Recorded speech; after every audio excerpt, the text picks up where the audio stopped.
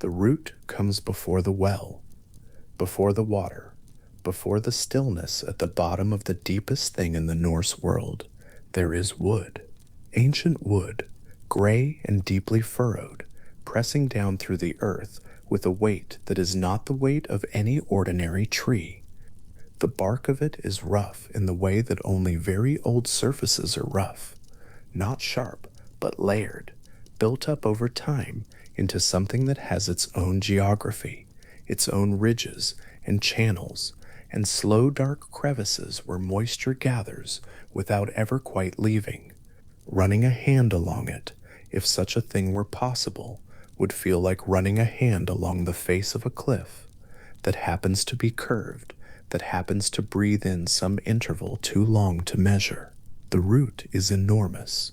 Beside it, a person would be small in the way a bird is small against the stone arch of a bridge, present and warm and alive and genuinely tiny.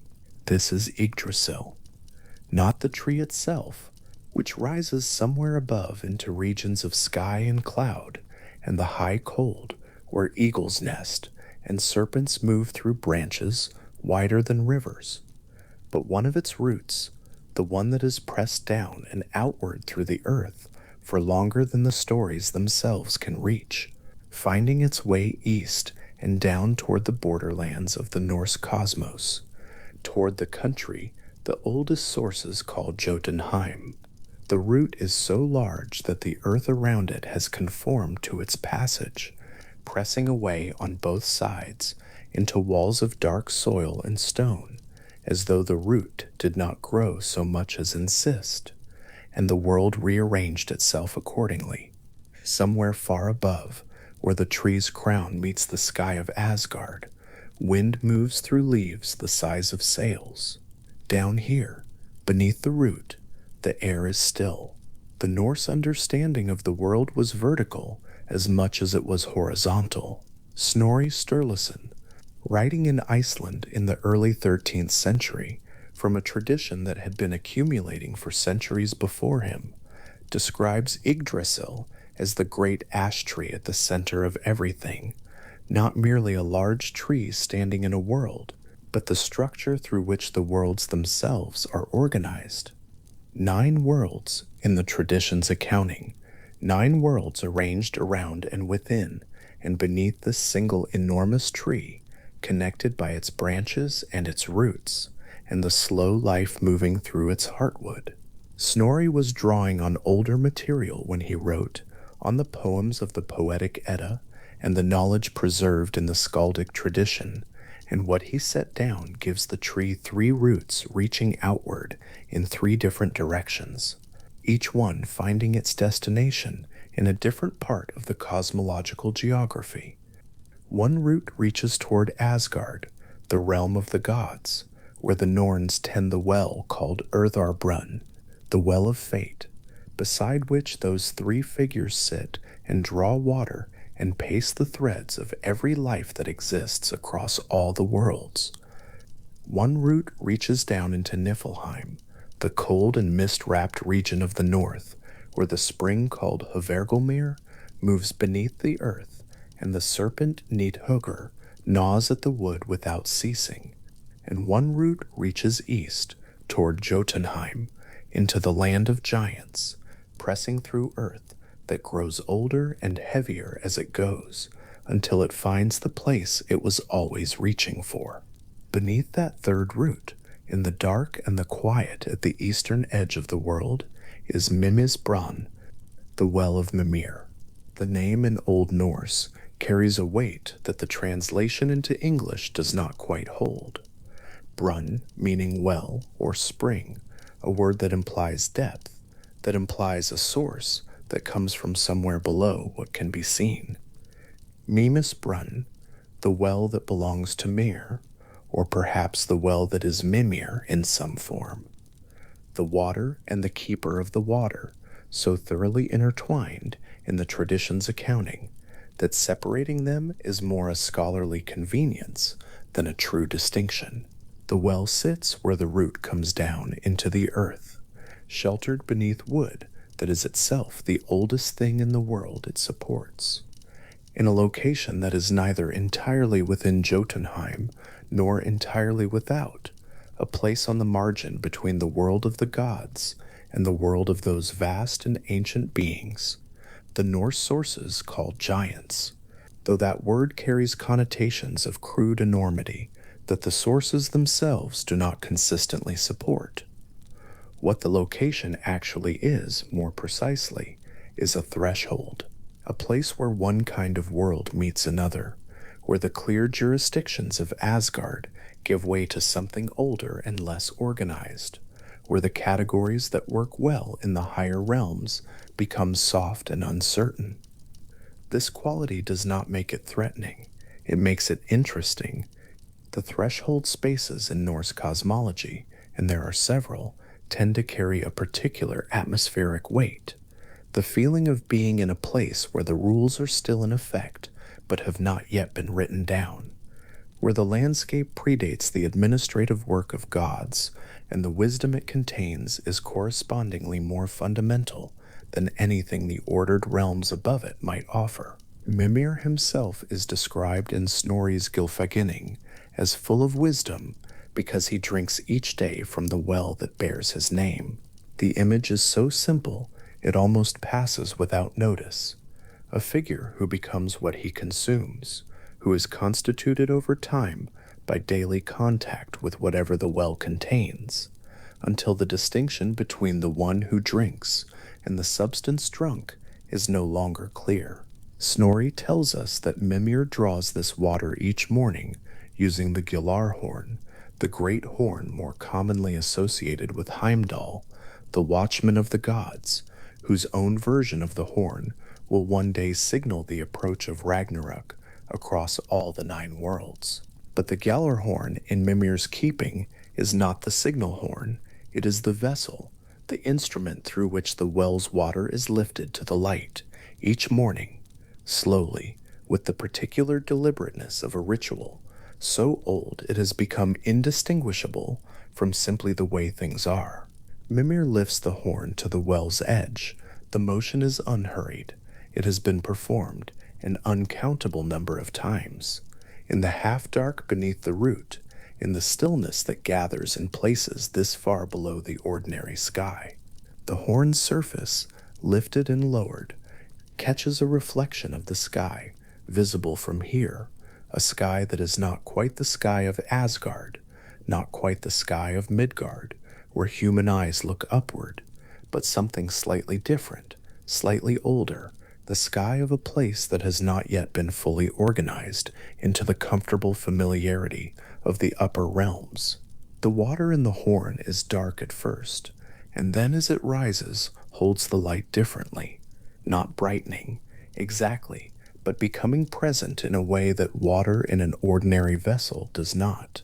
The Völuspá, the poem of the seeress, one of the oldest and most important poems in the Poetic Edda, gives Mimir a different, and in some ways stranger aspect. In that poem, the Völva speaking her prophecy to Odin refers to the severed head of Mimir as something Odin consults during moments of crisis, a head that continues to speak and to know despite no longer being attached to any living body. The myth of how Mimir's head came to be separated from the rest of him is a separate story, belonging to the hostage exchange between the Aesir and the Vanir tribes of gods at the end of their war. But what matters in the context of the well is the quality of continuity it establishes. Mimir's wisdom does not diminish. It does not require the ordinary maintenance of a living body. It persists and speaks and answers, because whatever the well contains is not the kind of knowing that can be lost by the ordinary means through which things are lost.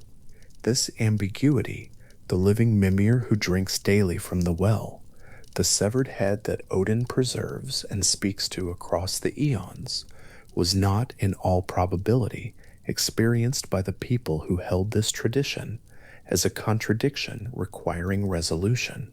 The Norse sources are full of beings whose nature does not conform to a single stable form, who exist in different registers simultaneously, whose presence in the stories is always partly legible and partly not. Mimir was understood, the tradition holds, as something ancient and knowing and deeply identified with the well that is also named for him, and the specific mechanism of that identification was perhaps less important than the fact of it. The well itself, as Snorri describes it, contains wisdom and understanding, not magical power in the simple sense of a force that can be directed and applied, not knowledge in the sense of a collection of facts, but something that the Old Norse vocabulary encodes more carefully than English easily allows, a depth of apprehension, a quality of understanding that runs beneath surface information, the way a spring runs beneath the soil that covers it. The water in the well is not medicinal. It is not intoxicating in the way the mead of poetry intoxicates. What it contains is closer to the capacity for a particular kind of sight, the ability to perceive things as they are rather than as they appear, to hold in mind the structure of what exists rather than only its surface movement. The root presses down around the well's edge, not pressing on it, but framing it, the wood's curve meeting the stone, and the soil in a seal, so old that the distinction between root and earth has become imprecise. Moss grows where moisture seeps from the wood, slowly, in the way that everything moves in this place, which is the way of things that are not in a hurry, because they have been here since before the concept of hurry was established. The bark, up close, is varied in its gray, silver, where the moisture catches, dark where the wood goes deep, the color of old stone in some lights, and the color of deep water in others. It does not look like the bark of any tree that grows in Midgard. It looks like what it is, which is the outer surface of something that holds 9 worlds in its structure, and has been doing so since before any of those worlds was inhabited.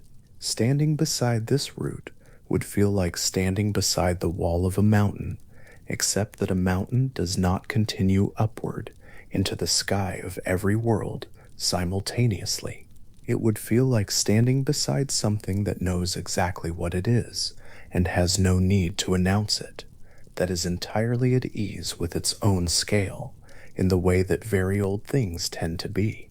The sounds here are the sounds of slow water somewhere below, and the occasional low sound the wood makes as it shifts, not creaking, which implies strain, but settling, which implies a gradual finding of position that has been ongoing for longer than settling implies. Across Scandinavia, in the same centuries when the myths were being told and sung and passed from one generation to the next, actual springs and wells and bodies of standing water were treated as places of particular significance. This is documented not only in the literary sources, but in the material evidence left behind in the earth, offerings deposited in bog and lake and river, in the silt of springs, in the cold water of wells that were considered worthy of the things placed inside them, rings of silver and of iron, blades, some bent deliberately before being lowered into the water, the bending understood perhaps as a gesture of completion, a way of giving the object over entirely. Small figures carved from wood or bone, objects of practical value, made precious by their association with the person giving them, and then released into the dark. The documented locations of many of these sacred springs are still known. Their stones are worn smooth in particular places where hands rested over centuries of approach and departure. The stone's surface, a record of touch that the stone itself did not intend to keep and has kept nonetheless. The offerings in their silt are still resting in the positions in which they were placed, preserved by the cold and the particular chemistry of bog water and the sheer stillness of places undisturbed for 1,000 years. When they are recovered and studied, They carry with them the specific gravity of things that were given intentionally, that were released into the keeping of water by people who understood, in the terms of their own tradition, that water keeps what it receives. The mythological logic of Minmis Brunn and the documented practice of offering at sacred water sources were not in the Norse world separate categories. They were expressions of the same understanding that certain bodies of water are different from ordinary water. That depth implies something more than mere physical distance from the surface, that what goes down into a well does not simply sink, but enters a different register of existence, held rather than lost. The well in the myth and the wells in the landscape were in conversation with each other, the story illuminating the practice and the practice making the story legible in a particular way, grounded in actual places, actual stones, actual water that was cold and dark and waiting below the open surface. The well of Mimir sits at the intersection of two kinds of distance.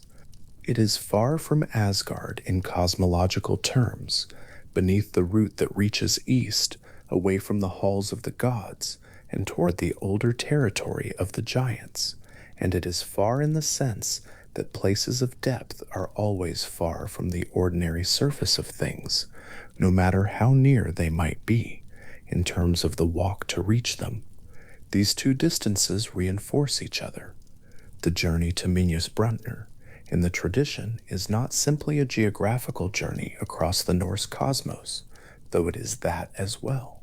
It is a journey into an older and less governed part of the world, toward a wisdom that the organized society of the gods in Asgard does not simply generate or contain, that must be sought at the boundary, in the place where the tree's root meets the earth of the giant's realm, and the water gathers in the dark.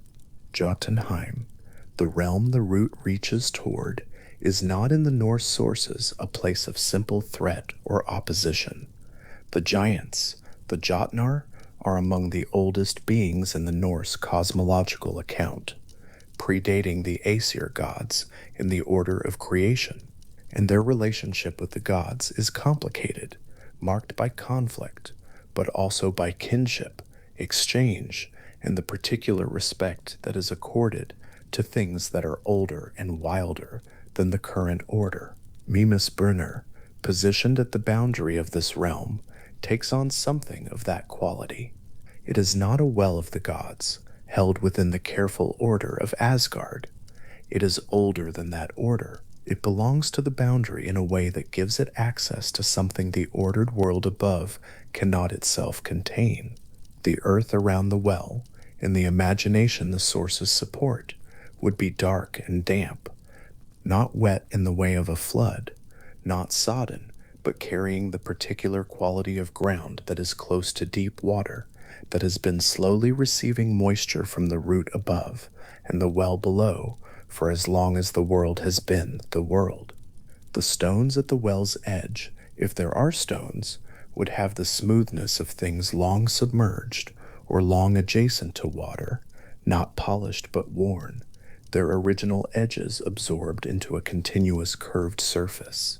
The air would smell of earth and of water and of the particular mineral quality that cold, deep springs carry up from whatever strata they pass through on their way to the surface. There is no sun here, not in the way that the upper realms have sun. The light, such as it is, comes from elsewhere, from the gray quality of the sky visible through the gap between the root and the earth, from the faint luminescence that deep water sometimes carries in stories, if not in strict physics, from the simple fact that darkness in a mythological landscape is rarely absolute, because absolute darkness would leave nothing for the story to inhabit. What light there is falls slowly. It does not move quickly across the surface of the water, does not flash or dance or glitter. It lies across the well's surface with the same stillness the water itself maintains, because the water is very still. This is one of the details that deserves attention, the detail that the tradition does not state explicitly, but that the logic of the well implies. The surface of Mimis Brunner holds its stillness even when the air around it moves. Not frozen. The well is not ice, is not held by any external force, but still, in the way that very deep water is still, the stillness coming from below, from a depth so considerable that the ordinary disturbances of surface life do not penetrate to where the water's character is formed. A stone dropped in would send rings outward, but they would pass quickly, and the surface would return to itself, and the returning would seem like a refusal, like the water understanding that the rings were an interruption and not a permanent feature. The surface of the well, seen from above, does not look deep at first. This is a quality of dark water in dark places. It returns the eye to itself, reflecting the looking rather than revealing what is below, but followed downward with patient attention, with the particular willingness to let the eye adjust and the expectation of a visible bottom release. The surface gives way to depth, and the depth gives way to more depth, and there is no floor visible from above, no clear point at which the darkness becomes something other than the continuation of darkness. The well is deep in the way that certain questions are deep, in the way that the oldest versions of any story are deep, not because the bottom is absent, but because the distance to it is greater than any ordinary looking can cover. Snorri records the well with the matter-of-fact precision that characterizes his best writing, placing it clearly within the cosmological geography he is setting down, beneath the root, in the direction of Jotunheim, belonging to Mimir, who is full of wisdom for drinking from it each morning with the Jallarhorn. The account is brief, as many of Snorri's most important details are brief, offered with the confidence of someone recording what is already well known, rather than explaining it for the first time. The Gylfaginning in which this passage appears is structured as a dialogue, the King Gangelari asking questions of the gods in disguise, and the brevity with which the well is introduced suggests that its significance was understood to be self-evident, that naming it and locating it was enough, that the rest could be assumed. What the well contains, in the tradition's understanding, is not easily catalogued. The water does not contain specific facts in the way that a book contains specific words. It contains the depth from which understanding of any particular thing emerges, the structural knowledge beneath the surface knowledge, the capacity to perceive the pattern underlying the occurrence. Drinking from it does not add to what a being knows in the way that experience adds to knowledge. It changes the quality of the knowing itself.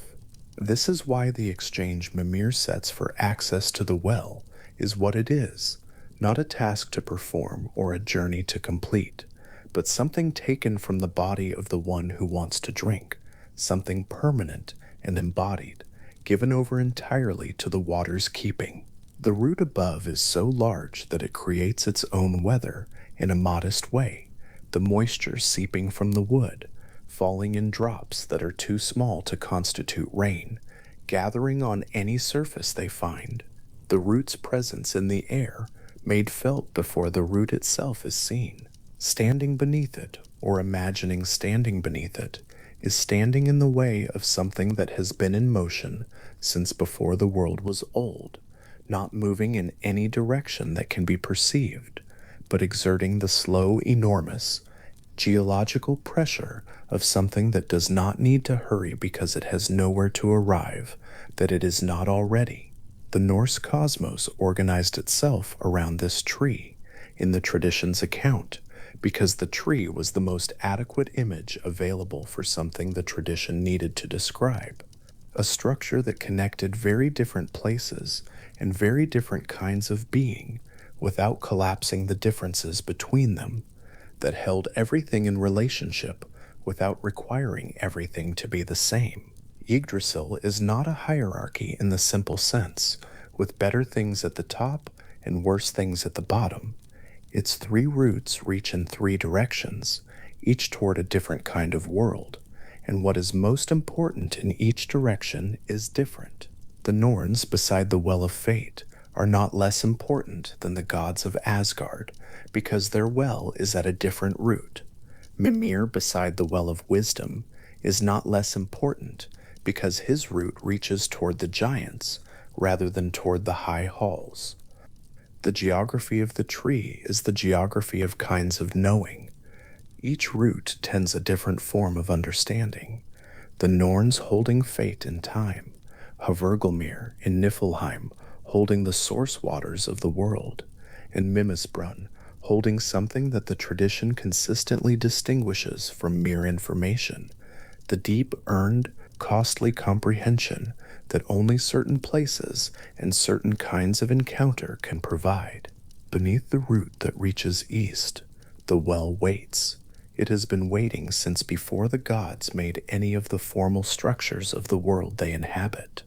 The water in it is cold in the way that deep water is cold, not uncomfortably cold, not hostile, but cool with the specific quality of things that have not been touched by ordinary warmth, because they have been too far below the reach of ordinary warmth for any of it to penetrate. The cold is not a feature added to the water, it is a quality of the water's depth, an expression of how far below the surface the water's character was formed. Each morning, Mimir draws the horn full and drinks. Each morning, the knowledge deepens, not in accumulation, but in integration, Each day's drinking, not adding to what came before, but confirming it, making it more completely itself.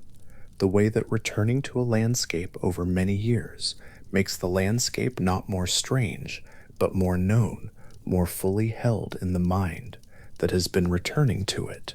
Mimir is what the well has made of him, and the well is what Mimir has tended, and between them there is an understanding that the tradition finds worth recording, worth placing at the eastern edge of the cosmos, beneath the third great root of the oldest tree in the world. The water does not move of its own accord. It is not fed by a visible stream, does not overflow its edge, does not drain into any channel that can be traced. It is simply there, in the volume that it has always had, at the depth it has always been, waiting with the absolute patience of things that have no reason to be impatient because they are not going anywhere, because what they hold is not diminished by waiting, because the nature of what they contain does not require urgency and would in fact be compromised by it. Around the well, in the dark beneath the root, objects that have been given to the water rest somewhere in the silt below the visible surface. The tradition does not specify what Mimir has received over the long ages of his keeping, what has been lowered into the well by those who came before the story begins. But the logic of sacred wells in the Norse world, confirmed in the actual landscape of Scandinavia, in the rings and blades and carved figures resting in the silt of actual springs, suggests that the giving was not a single event, but a practice, a recurring gesture of relationship between the world above and the depth below. The surface of the well, in the dark and the quiet, holds its stillness. It does not announce what it contains. It does not shimmer or glow or offer any visible indication of what lies beneath it. It simply holds its surface flat and still and dark, the way it has held it since before any of the stories about it began to be told, the way it will hold it after all telling has ended. The depth beneath that surface is genuine, not performed, not promised, but present in the particular way that things are present when they have been there longer than observation can confirm. Something very deep and very old and very quiet on the other side of a surface that gives nothing away.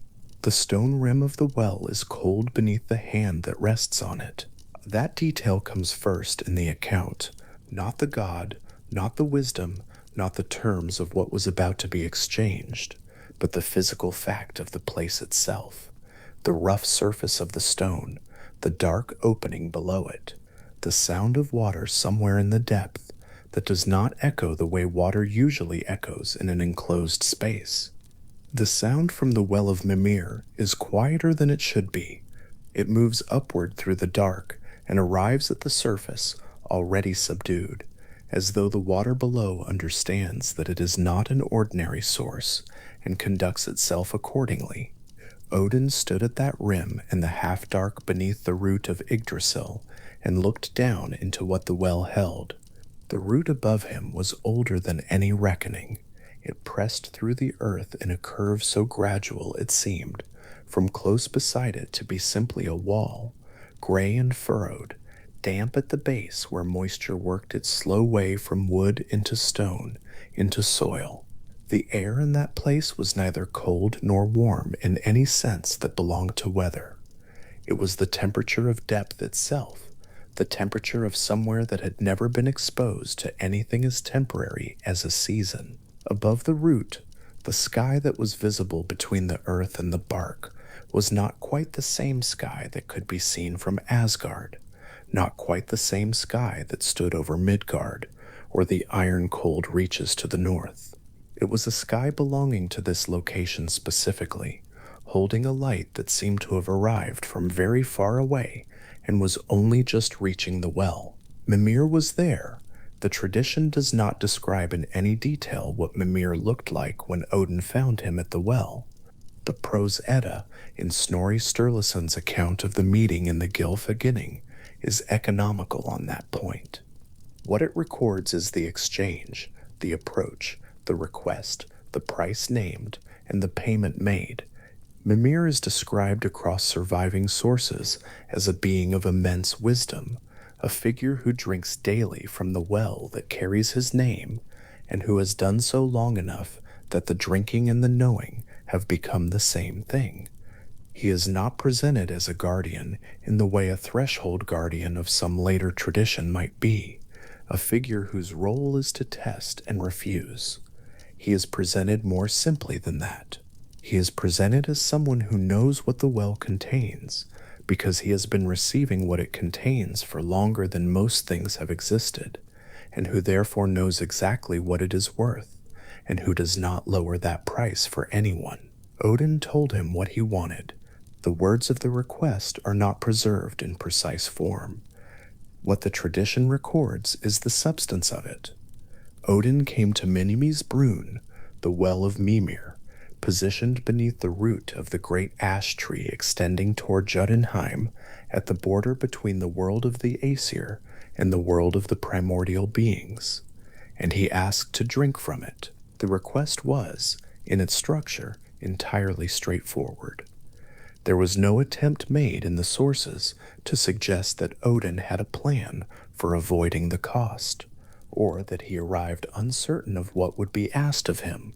The tradition presents him as someone who came to the well already knowing the shape of what was required, and who came anyway, and who asked with the clarity of someone who has decided before asking. Mimir's answer, as Snorri preserves it, is equally clear. One eye.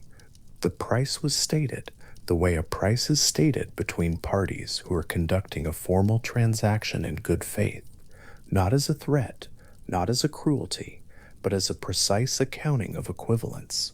What the well contains is of a certain magnitude. What must be given for access to it must match that magnitude. The eye of a god, offered permanently, without reclamation, without the possibility of return. This was the figure Mimir named.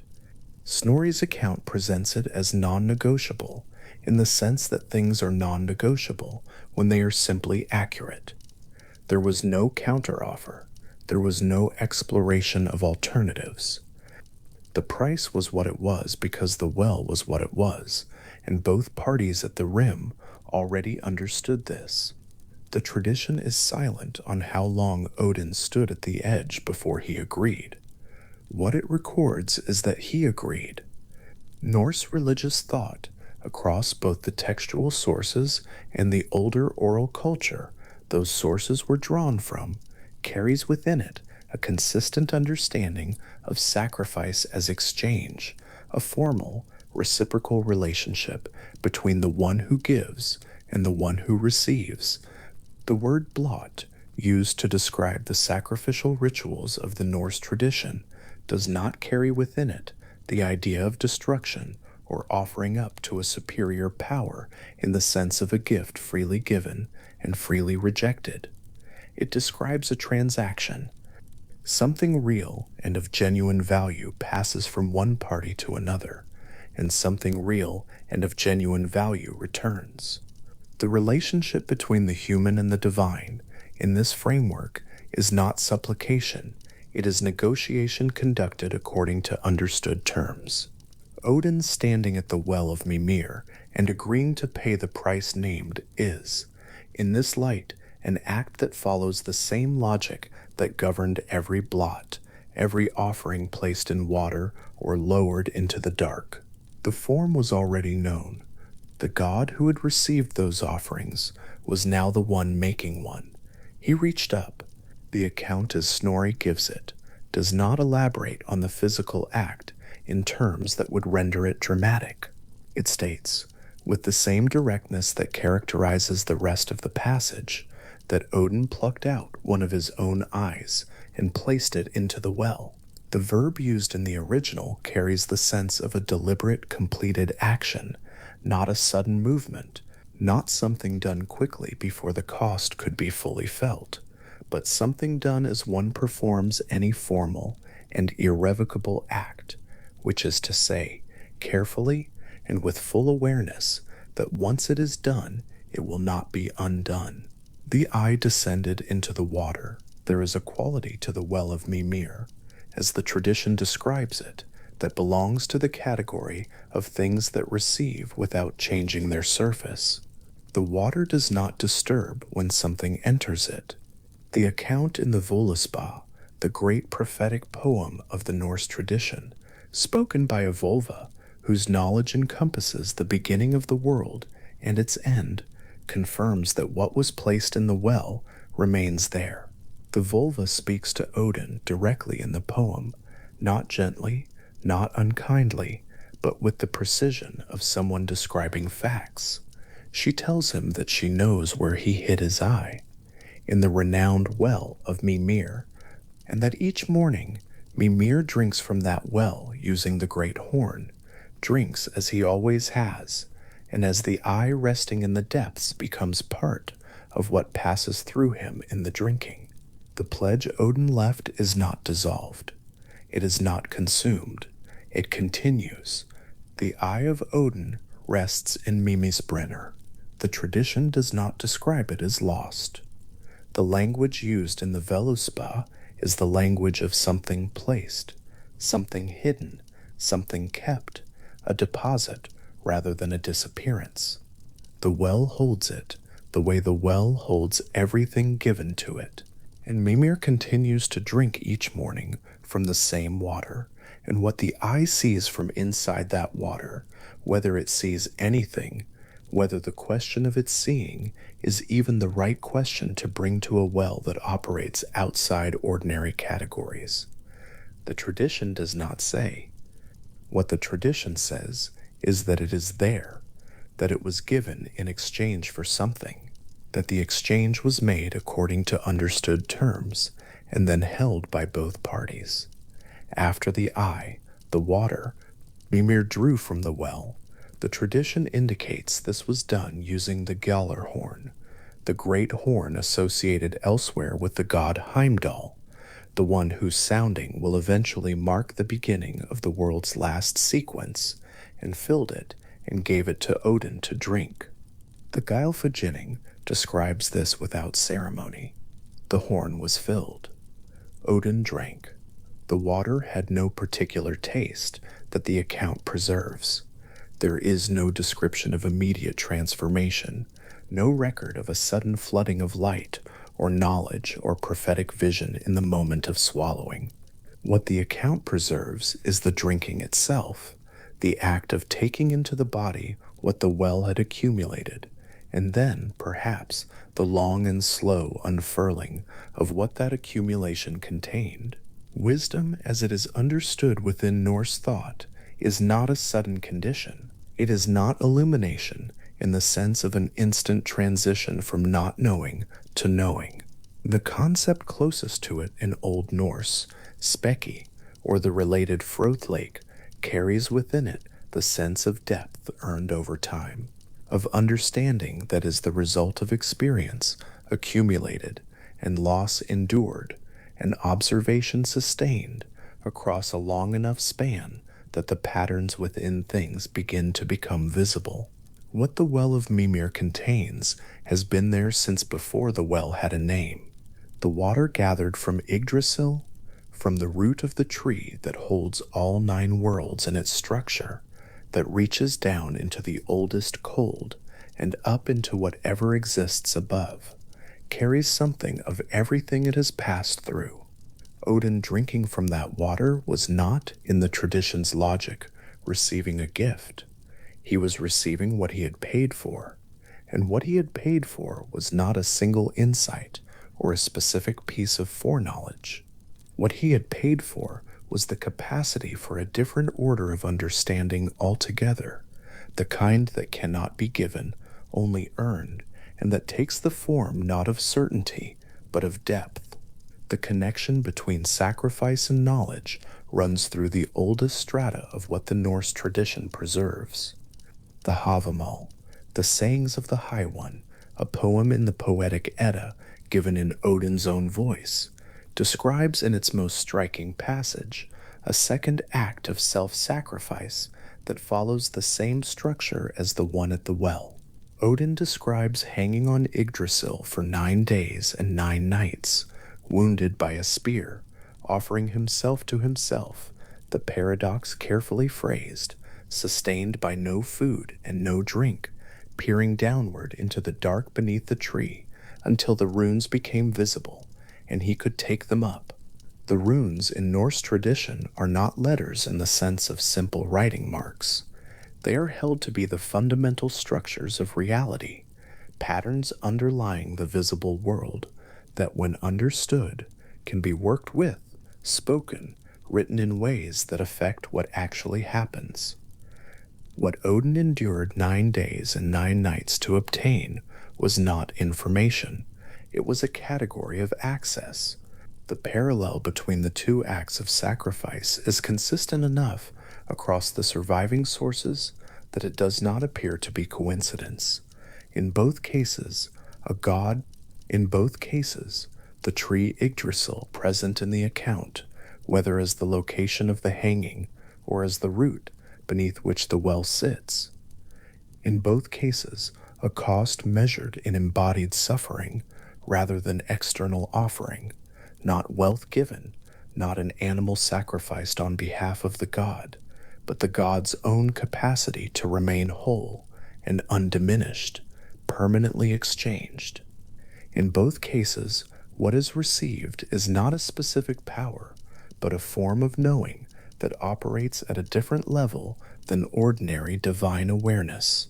And in both cases, the transaction is presented as voluntary, as deliberate, as conducted without hesitation once the decision has been made, and as irreversible.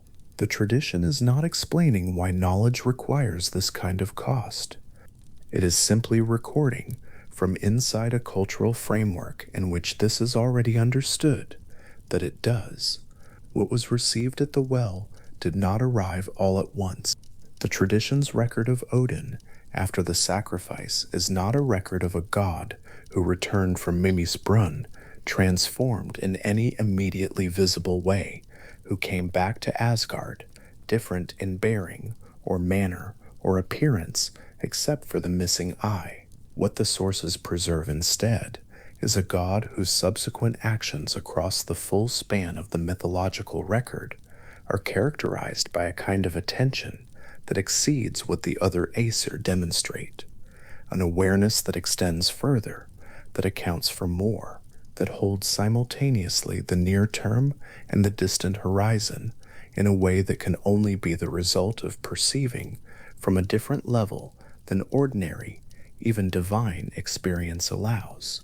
The ravens Odin sends out across the 9 worlds each morning are sometimes described as extensions of his awareness, carrying thought and memory outward and returning each evening with what they have gathered. But even before the ravens return, the sources suggest Odin already knows more than he is saying about what they will bring back. This is the shape the sacrifice left in the tradition, not a record of power granted, not a before and after in which the god is smaller before the well and larger after it.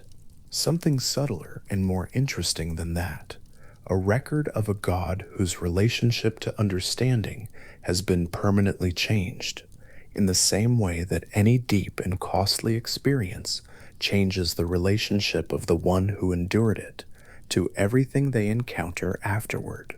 The world looks different from one eye when the other eye is resting at the bottom of a very old and very quiet well. The difference is not that less is visible. The sources suggest obliquely that more is. Mimir received what he had asked for and kept it.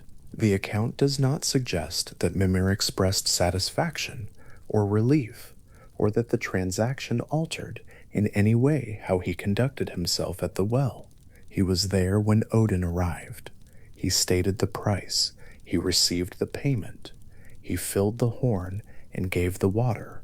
And the tradition's record of him after this exchange is largely the Völuspá's account, the severed head consulted by Odin during moments of greatest crisis, continuing to carry what the well has given it, even after the circumstances that separated head from body.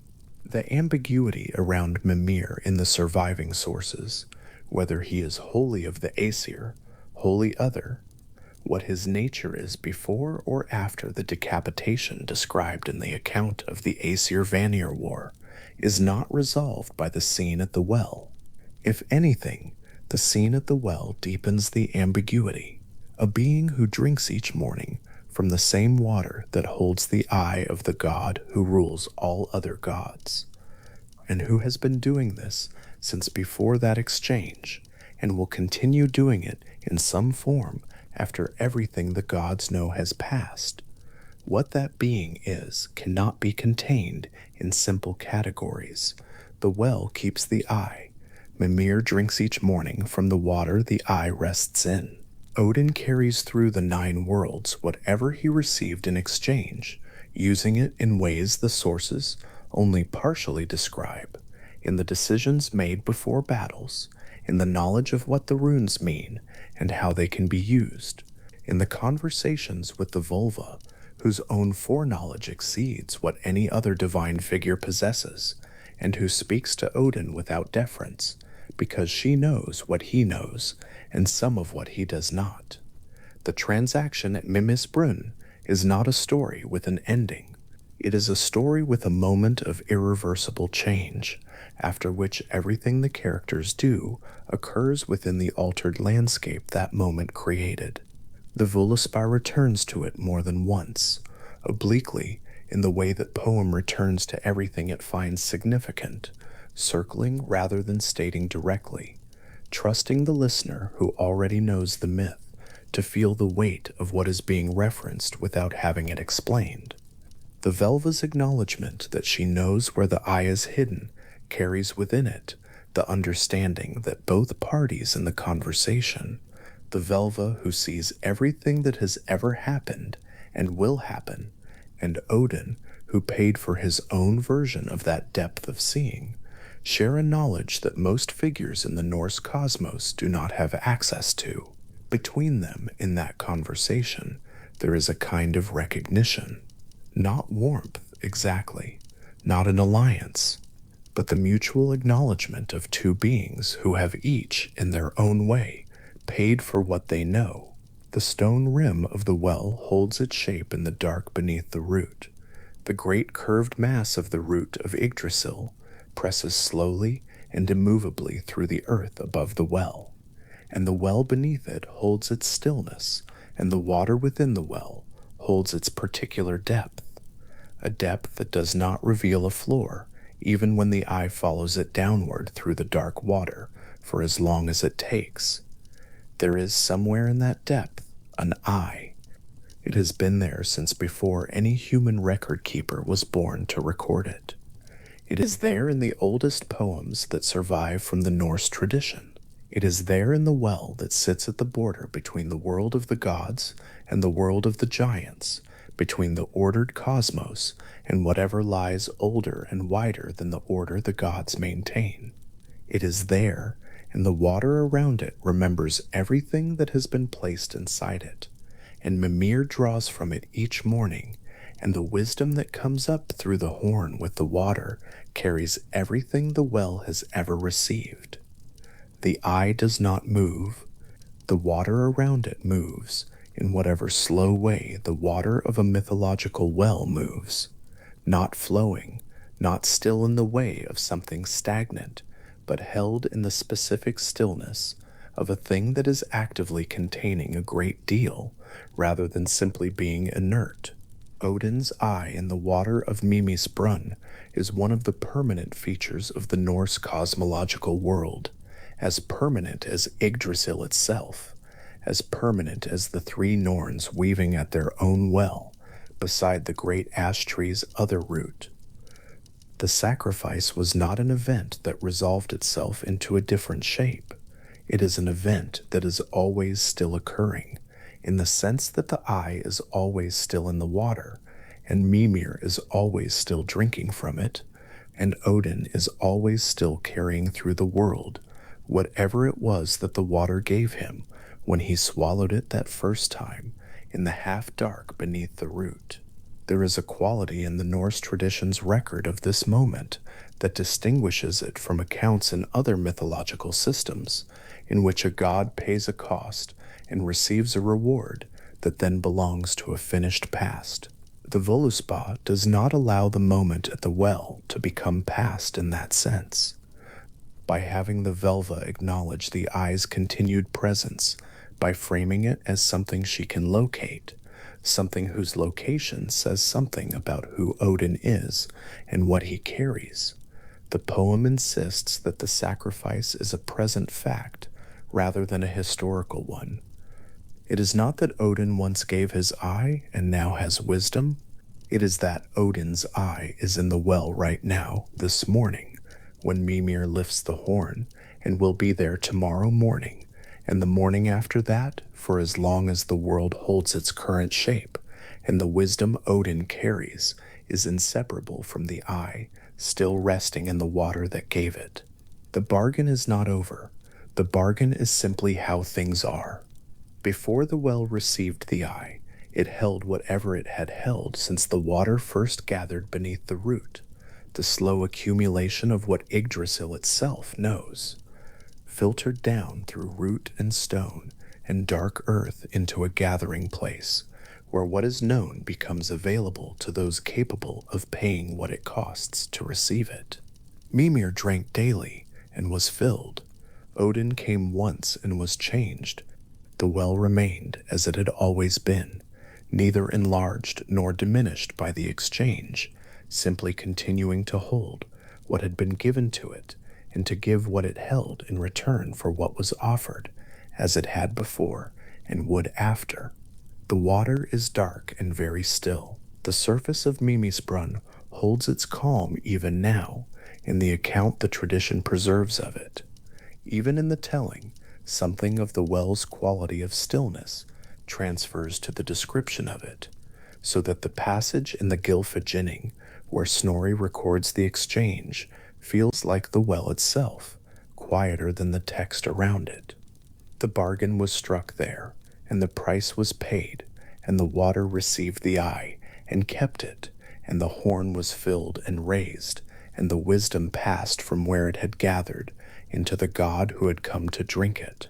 And then the space beneath the root of Yggdrasil, at the boundary between Asgard and Jotunheim, at the edge of the ordered world and the ancient world beyond it, went back to being what it always is, which is to say quiet and deep and patient, and in possession of everything it has ever been given, held perfectly still beneath a surface that shows nothing of what lies below it. The eye is there. It has always been there, in the sense that the tradition carries it there every time the tradition is told, and the water around it holds its stillness, and above it the root of the great ash presses its ancient weight into the earth, and the sky visible between bark and soil is the particular sky that belongs only to this place and all the 9 worlds. A sky that has been watching the well for longer than it has been anyone's sky in particular, holding its light at the same careful distance, neither illuminating the depths nor leaving the surface entirely in dark, but resting at precisely the angle that allows the water above the eye to look, from the rim, as though it has no bottom at all. 2 large black birds lift from a pair of shoulders at dawn. They rise without sound into the pale light, and then separate, one moving north and east across the sky, one moving south and west, each carrying something outward into the 9 worlds that cannot be seen from the ground. By evening they will return. They always return, though the god who watches them go has said, in one of the oldest poems the Norse tradition preserves, that he fears the morning when one of them does not come back. The god is Odin. He has been standing in Valhall, the great hall of the slain that rises in Asgard, watching the ravens leave, as he watches them leave every morning, and there is something in the watching that makes clear this is not the effortless survey of an omniscient being. The ravens go because he needs them to go. Thought and memory, Hugin and Munin, their names in Old Norse, are extensions of his attention across a world too large for any single fixed point to encompass. They are the means by which he knows what he knows, and what he knows is incomplete, perpetually assembled, always being gathered afresh with every dawn, the 2 birds lifting from the same broad shoulders, and dividing in 2 directions, as if his mind itself were splitting into its component parts and sending itself out across the cold air. This is Odin, as the Norse tradition holds him, not an all-knowing god resting in serene possession of every fact, but a god in continuous, active, costly pursuit of knowledge. The sacrifice at Mimir's Brunner, the bargain struck beneath Yggdrasil's root, the eye lowered into the well in exchange for a drink from its waters, was not an isolated act. It was the defining gesture of a nature that runs through every story the tradition tells about him. He is a god who acquires, who goes out after understanding in the way a hunter goes after game, not because it is given to him, but because the world requires that he pay for what he needs. Hugin and Munin are described in the Grimnismal, one of the poems of the poetic Edda, as flying out each day over the whole world and returning to bring Odin news. The poem puts anxiety into Odin's voice directly, a god admitting, without apparent shame, that he worries about his own ravens. He fears more for Munin than for Hugin. He fears more for memory than for thought. What that preference tells the listener about Odin's relationship with what he has gathered over his long existence, that the loss of memory would be worse to him than the loss of the capacity to think.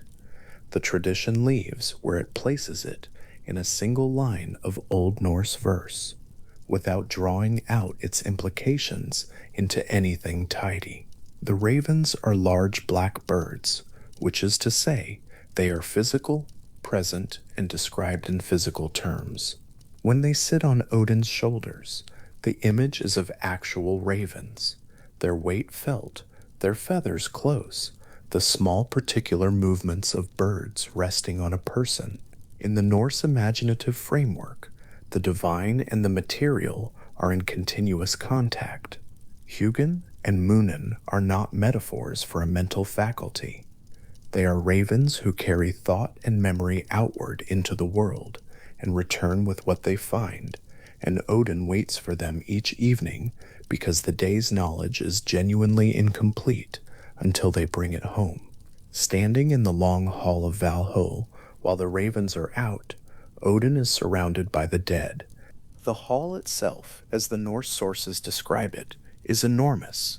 Snorri Sturluson's Gylfaginning gives it 540 doors, each wide enough for 800 warriors to pass through side by side. The numbers are almost certainly formulaic, designed to convey vastness rather than architecture, but the quality of the image holds, an interior so large that the ceiling disappears, the rafters covered with shields used as roof tiles, spear shafts replacing the usual timber, the great hall built from the materials of war, because war is what filled it. Half of all warriors slain in battle are brought to Valhall. This is one of the things Odin is, Valfather, father of the slain, and the Valkyries who ride out over battlefields are his agents, selecting from among the fallen and carrying the chosen ones back across the sky to his hall. The warriors who arrive are the Einherjar, and they spend their time in Valhall in a condition that reflects the Norse understanding of what the honored dead were for. They fight one another every day in the fields outside the hall, and every evening the wounds close and the dead rise, and they return inside together for the feast, and the next day it begins again because they are being kept ready, trained and maintained for the final battle at the end of the world. Odin does not eat at these feasts. His portion of the food goes to his two wolves, Geri and Freki, and he himself drinks wine, which the sources say is enough to sustain him. He sits at the high seat in the hall he built, watching the warriors around him, surrounded by the sounds of a very large company, and the hall is loud with the dead and their restored life, and he is present in it, but not entirely of it. The one remaining eye moves across the room with the attention of someone who has learned, over a very long time, to observe rather than to participate. The other eye is somewhere else entirely, at the bottom of a well in the dark beneath a root of the great ash tree, resting in water that remembers everything given to it. The title All-Father comes with a weight the tradition loads carefully. In Snorri's account, Odin is named the father of all the gods and of all men, the first and highest of the Aesir, the divine family seated in Asgard. He rules from his high seat, Hlidskjalf, from which the Gylfaginning says he can see across all 9 worlds. But even that comprehensive view operates within the same logic as the ravens. It is active surveillance, not passive omniscience. He sits up high and looks out deliberately, and what he sees becomes what he knows, and what he knows is always in the service of something he is preparing for. The Norse tradition's Odin is a god of purpose, and the purpose is survival, his own, his kind's, and the order of things he has had a hand in making. The mead of poetry moves through its own long history before it reaches him. The story, as the tradition holds it, begins with the peace treaty between the Aesir gods of Asgard and the Vanir gods, a war between 2 divine tribes that ended in a formal agreement sealed in an unusual way. Both sides spat into a vessel, combining the saliva of the 2 tribes into a single substance, and from that substance they made a being. His name was Kvasir. He was formed from the mingled knowledge of both divine families, and he was, as a result, the wisest being who had ever existed, a creature who could answer any question put to him, and who traveled through the worlds dispensing what he knew to whoever asked for it. 2 dwarves named Fiolar and Galar killed Kvasir and drained his blood, mixing it with honey to create a mead that carried all of Kvasir's wisdom within it. Anyone who drank the mead would gain the ability to speak with eloquence and understanding, to compose poetry, and dispense wisdom, and find in language the precise form for any thought. The mead passed through several more hands, eventually reaching a giant named Suttung, who hid it in a mountain called Hindbjörg and set his daughter Gunnlöd to guard it. Odin went after it. He traveled to the mountain in the guise of a man calling himself Bulverker, worker of evil, and worked for 9 days on the farm of Suttungur's brother Baugi, then bargained for a single drink of the mead as payment. When Baugi bored a hole through the rock of Hinnitbjörg with the auger Rati, Odin transformed himself into a serpent and slipped through the passage. He spent 3 nights with Gunnlöd and drank the mead in 3 draughts, all 3 vessels of it, and then transformed himself into an eagle and flew back toward Asgard with the mead inside him. Suttung pursued him in eagle form. The gods of Asgard, seeing Odin's eagle shape approaching across the sky, set out vessels, and Odin disgorged the mead into them as he flew over the walls. But in the urgency of the escape, some of the mead was also expelled the other way, and that portion scattered across the world and falls to people who compose verse carelessly or badly. The mead that landed in the gods' vessels is what Odin shares with the poets and skalds and speakers whom he favors. Inspiration in the Norse tradition is a liquid. It was brewed from a body. It was stolen. It arrived in Asgard through transformation and flight, and a deal that was not entirely kept. It has been moving through the world in that form ever since. This makes Odin the divine source of all human eloquence and poetic craft, the origin point of the skalds who composed at Scandinavian courts for centuries, the tradition behind every kenning, every praise poem, every carefully made verse. He does not hold the mead as a possession, but distributes it, selectively, and the Norse tradition's understanding of why certain people are gifted with language and others are not runs back through this story to the mountain and the body of Kvasir, and the peace agreement, and the spat into vessel, and everything that came before. The story also fits the pattern that runs through every account of Odin acquiring what matters most to him. He did not receive the mead of poetry as a gift. He pursued it across significant distance, worked for it under a false name, transformed himself twice, and lost some of it on the way back. The transaction at Mibisbrunner followed the same grammar, a long journey to the specific location where the thing he needed was held, a price demanded, and irrevocable payment made. The Norse tradition is consistent about this. The highest forms of understanding do not come to Odin. He goes to them, and he pays. Gungnir, his spear, was made by the sons of Ivaldi, the same dwarven craftsman who made the ship Skidbladnir and the golden hair of the goddess Sif. It is described in the sources as a weapon that never misses once thrown, and its first and most significant use was not in a battle, but in an act that formally opened something. At the start of the war between the Aesir and the Vanir, the first war in the tradition's mythological history, Odin cast Gungnir over the heads of the assembled armies. The spear arcing across the field, thrown over rather than at the opposing forces, was the formal declaration that hostilities had begun, and in some interpretations it also meant that all who died in the war were already consecrated to Odin in the act of that casting. The war between the Aesir and the Vanir is described in the Voluspa and preserved in fragments across several other sources. It does not have a clear victor in most accounts.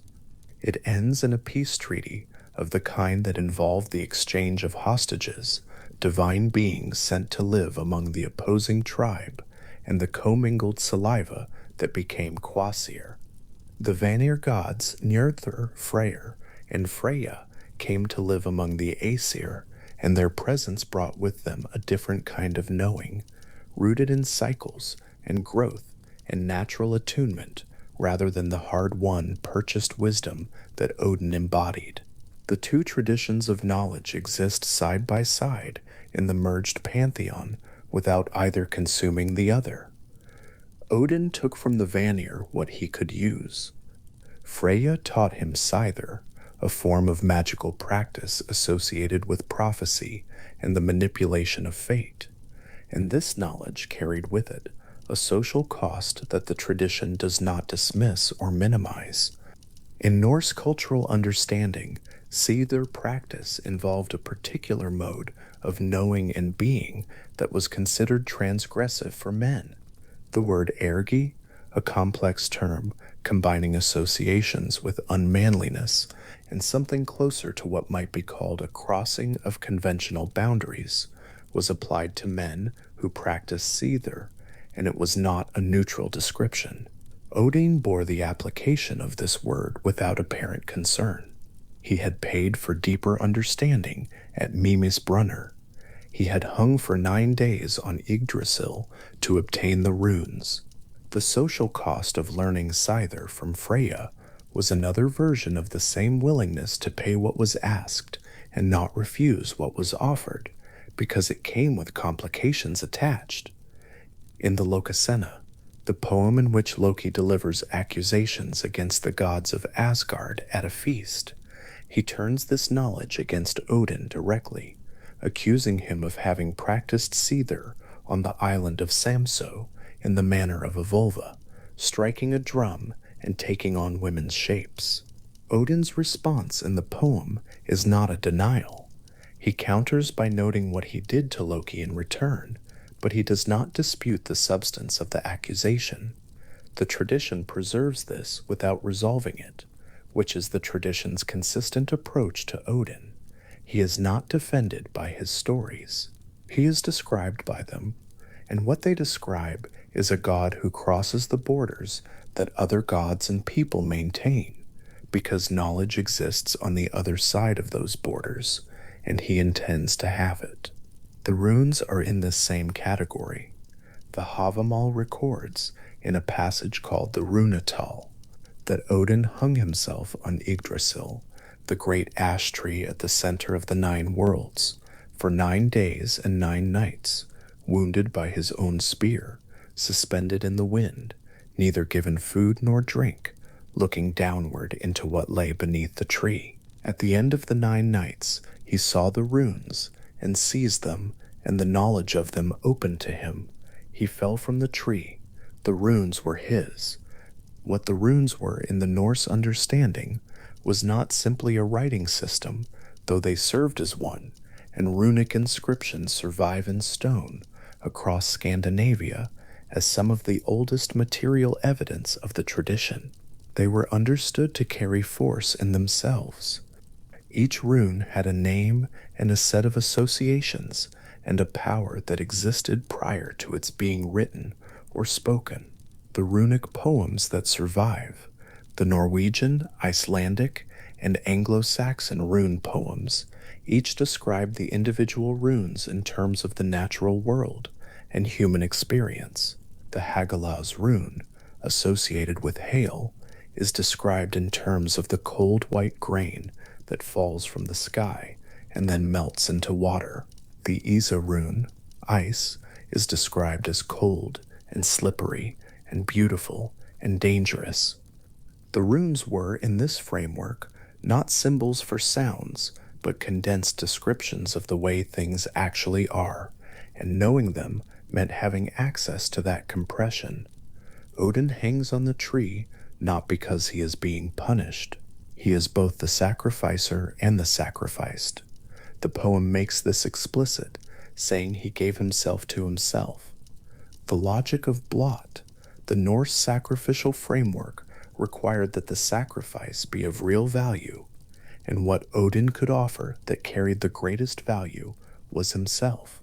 The 9 days and nights are periods of suffering as a form of payment, and the payment yields something specific, the runes visible in the dark below, the whole system of compacted understanding that gives language its weight and gives written marks their force. Gungnir is in this scene too. It was Odin's own spear that wounded him at the start of the 9 days. The weapon used in the first act of war consecrated its wielder on the world tree. These connections are not coincidences in the tradition. They are the way the tradition organizes Odin's character.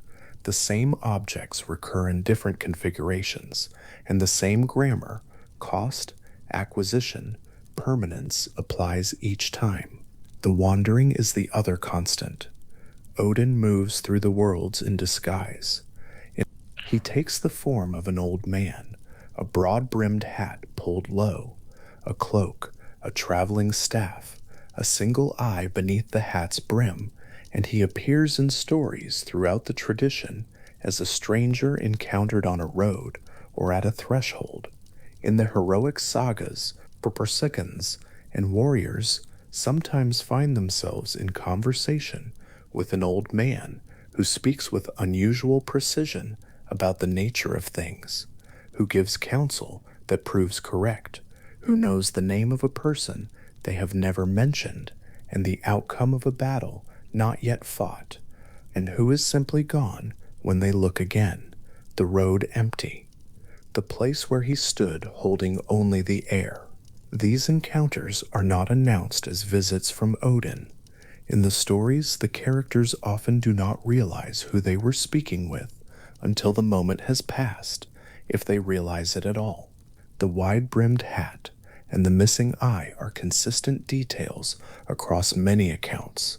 The single eye that looks out from under the hat brim, both as a physical feature and as a recognition marker, a signature worn by someone who knows how to disappear. The tradition's Odin is never quite settled in Asgard. He is a god who leaves, who goes out into the worlds his ravens survey and walks through them at ground level, gathering what only the ground level offers, looking up at the same sky from below rather than surveying it from the high seat of Lithskalf. The anxiety he expresses about the ravens, the worry that Munin will not return, is part of the same pattern. He is a god who maintains his knowledge through effort and through systems he has built that could theoretically fail. He is not comfortable in his omniscience because his omniscience is not the kind that rests. The ravens go out every day, and every evening he waits for them. And in the wandering, on the roads and at the thresholds, and in the long conversations with travelers who will not know until afterward whom they have been speaking with, Odin is doing what the ravens do, gathering, observing, bringing back. The difference is that when he gathers on the road, he leaves something behind too. A word that functions as a warning, a piece of counsel that will be remembered after he is gone, a question left with someone who will think about it for years. The sources are clear that Odin is the god of those who compose in language, of skalds, of poets, of anyone who uses words with intent towards something more than simple communication. The mead of poetry moves through him on its way into the world. But the Havamal, the sayings of the High One, the poem in the Poetic Edda, presented as Odin's own voice, is not entirely about poetry or esoteric knowledge.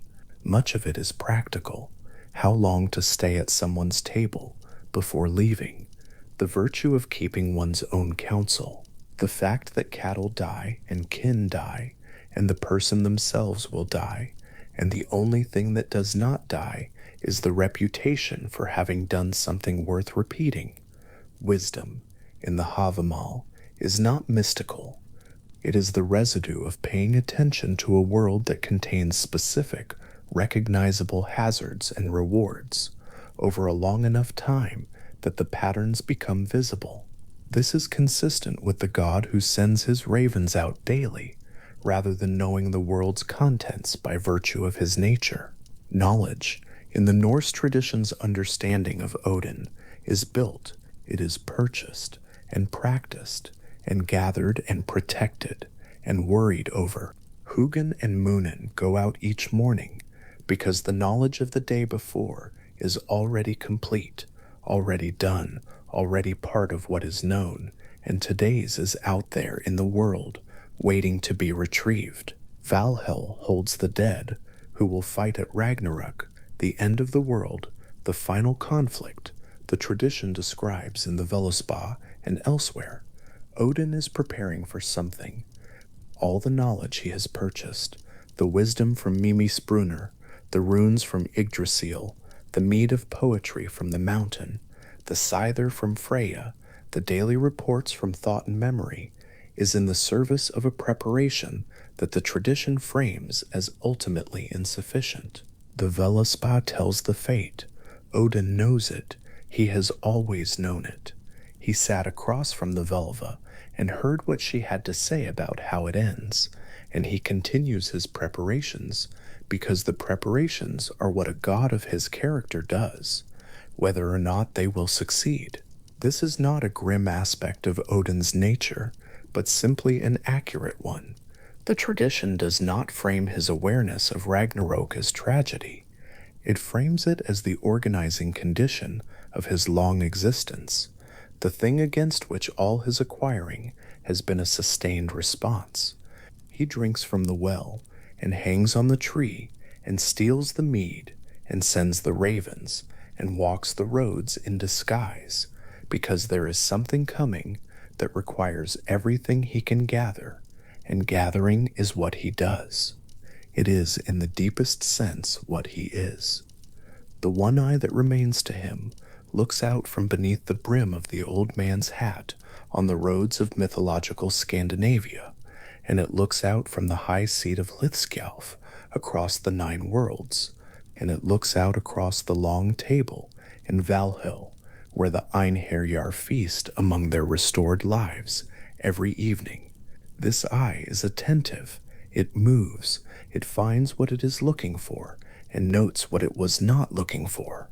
It is the eye of a god who understands that the world is complicated, and that its complications are interesting, and that the only reasonable response to having traded half of one's sight for what lay at the bottom of a well is to use what remains of it with the care such a transaction demands.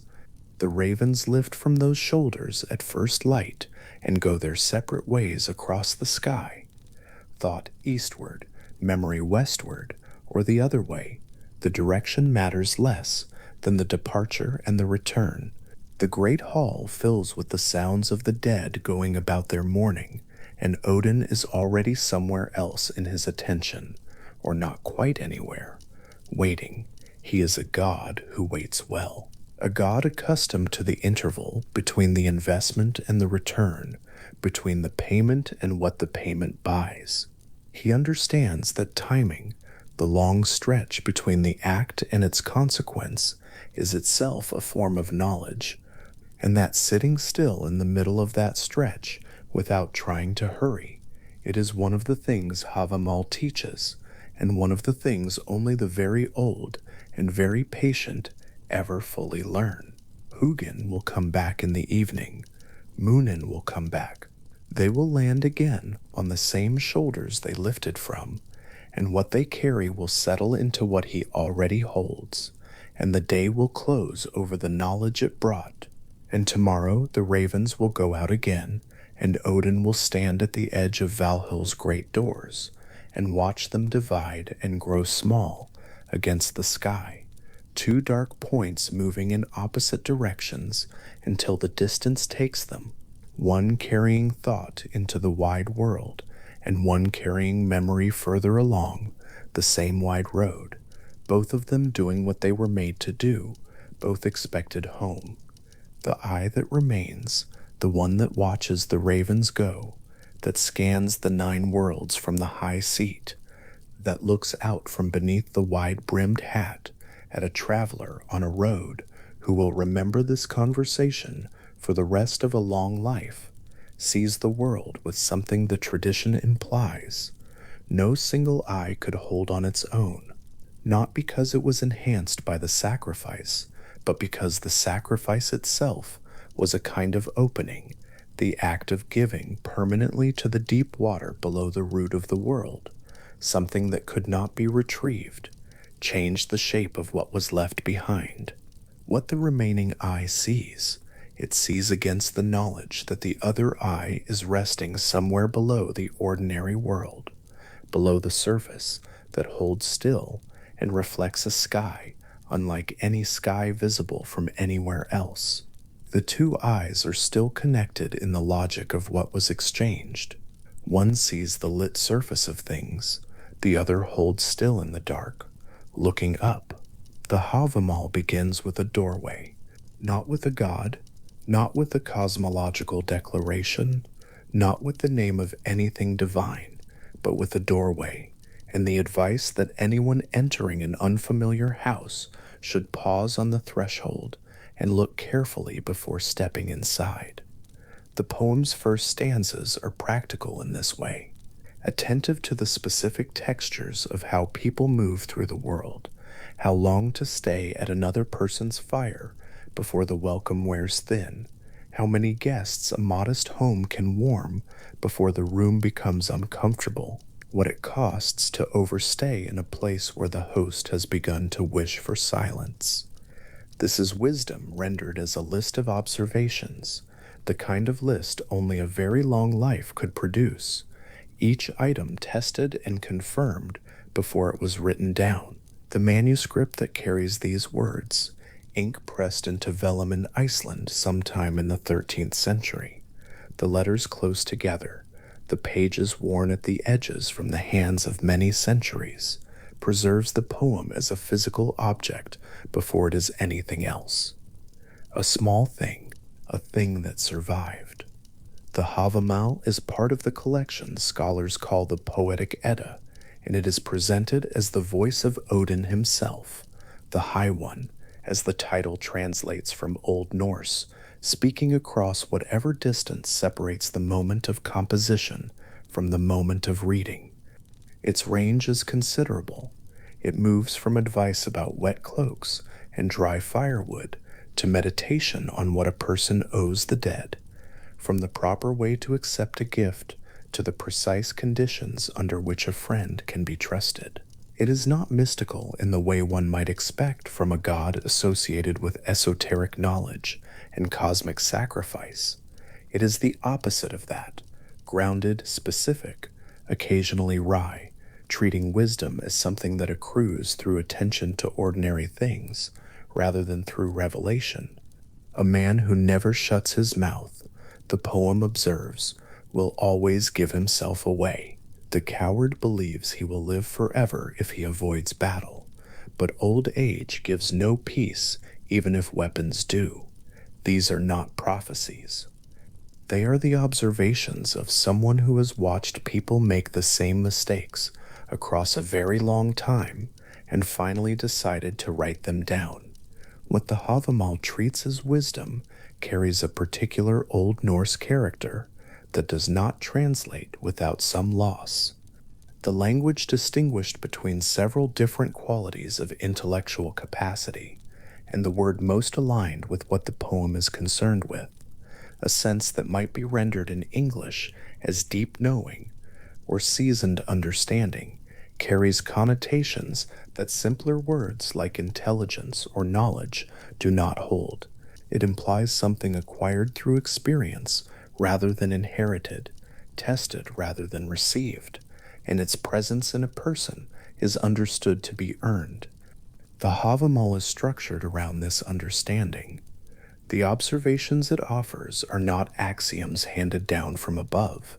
They are conclusions drawn from watching the world closely for a very long time, and the quality of attention that produced them is itself the point.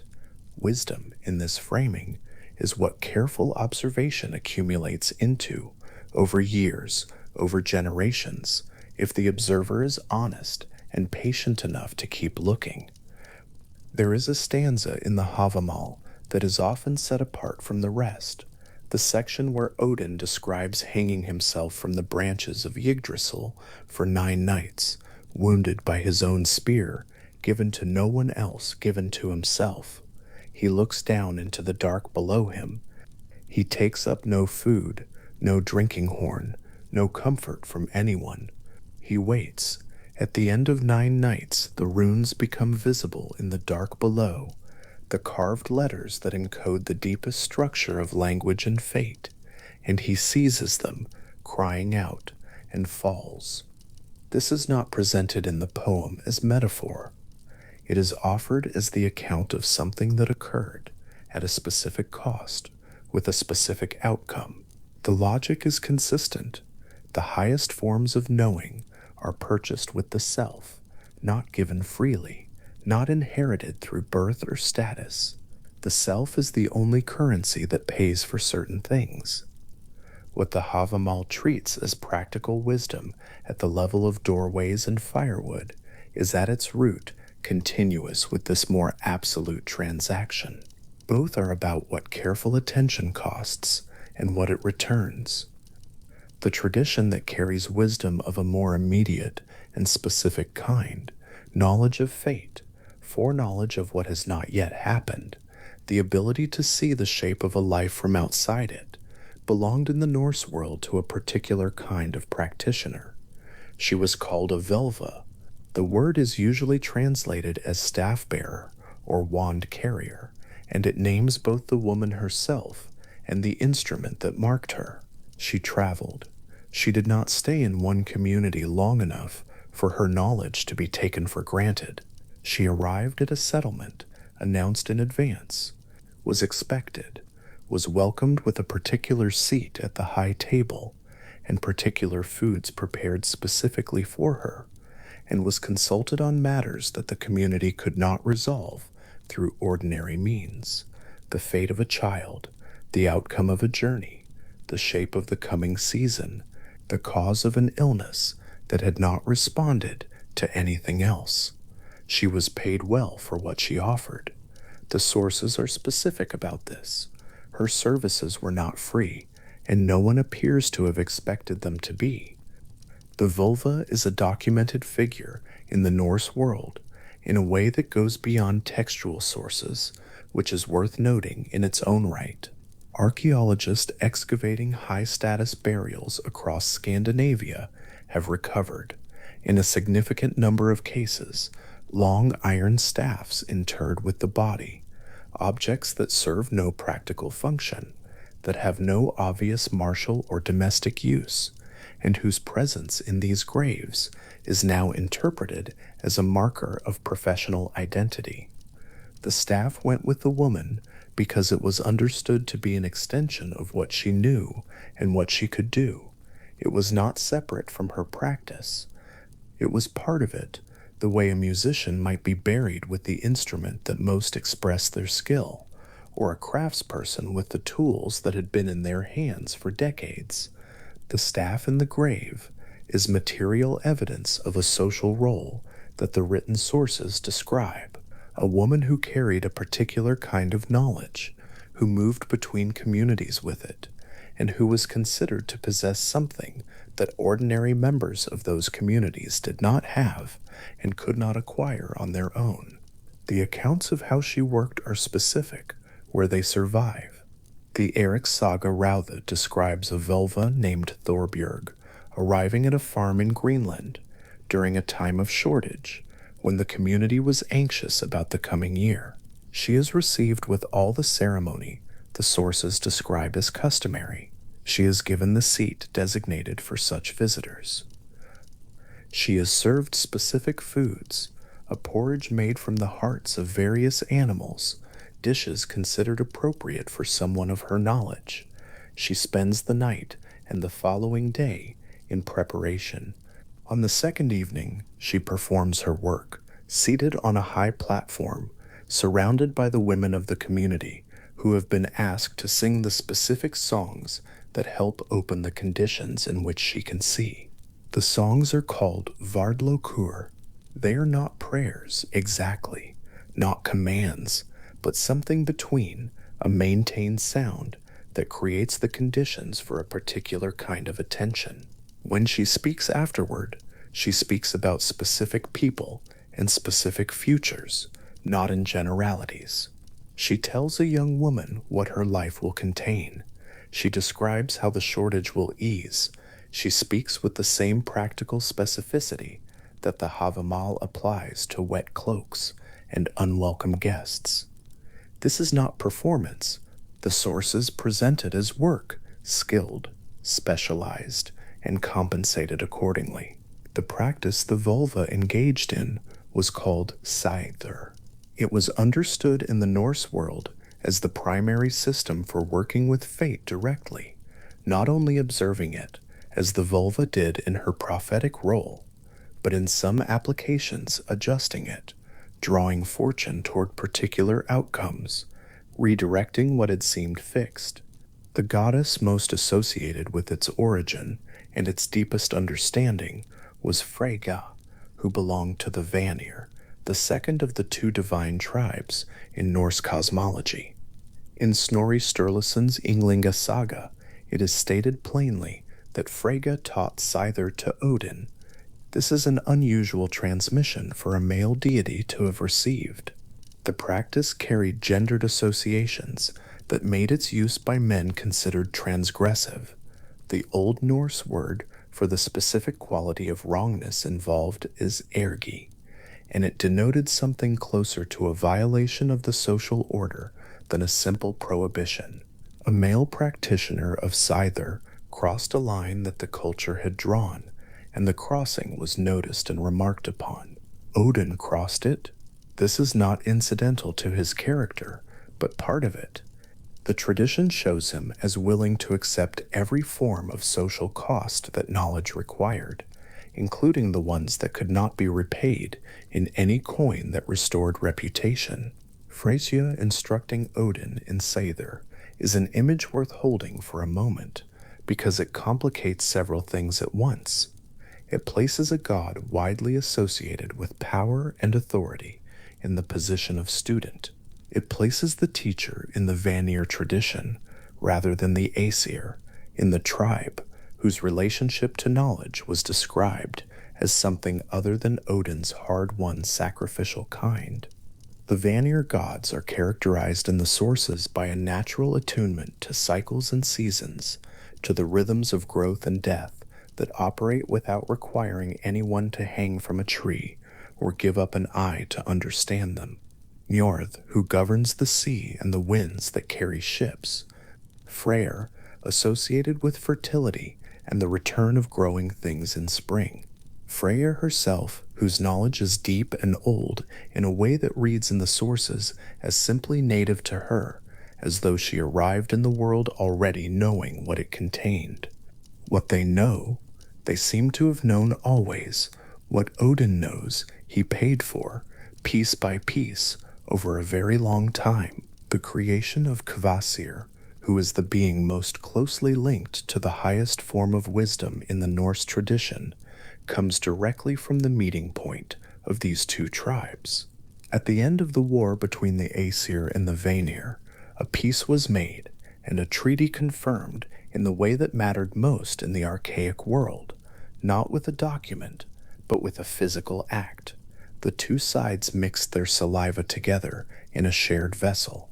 From that mixture, from the combined biological expression of two divine tribes that had spent years opposing each other, Kvasir was made.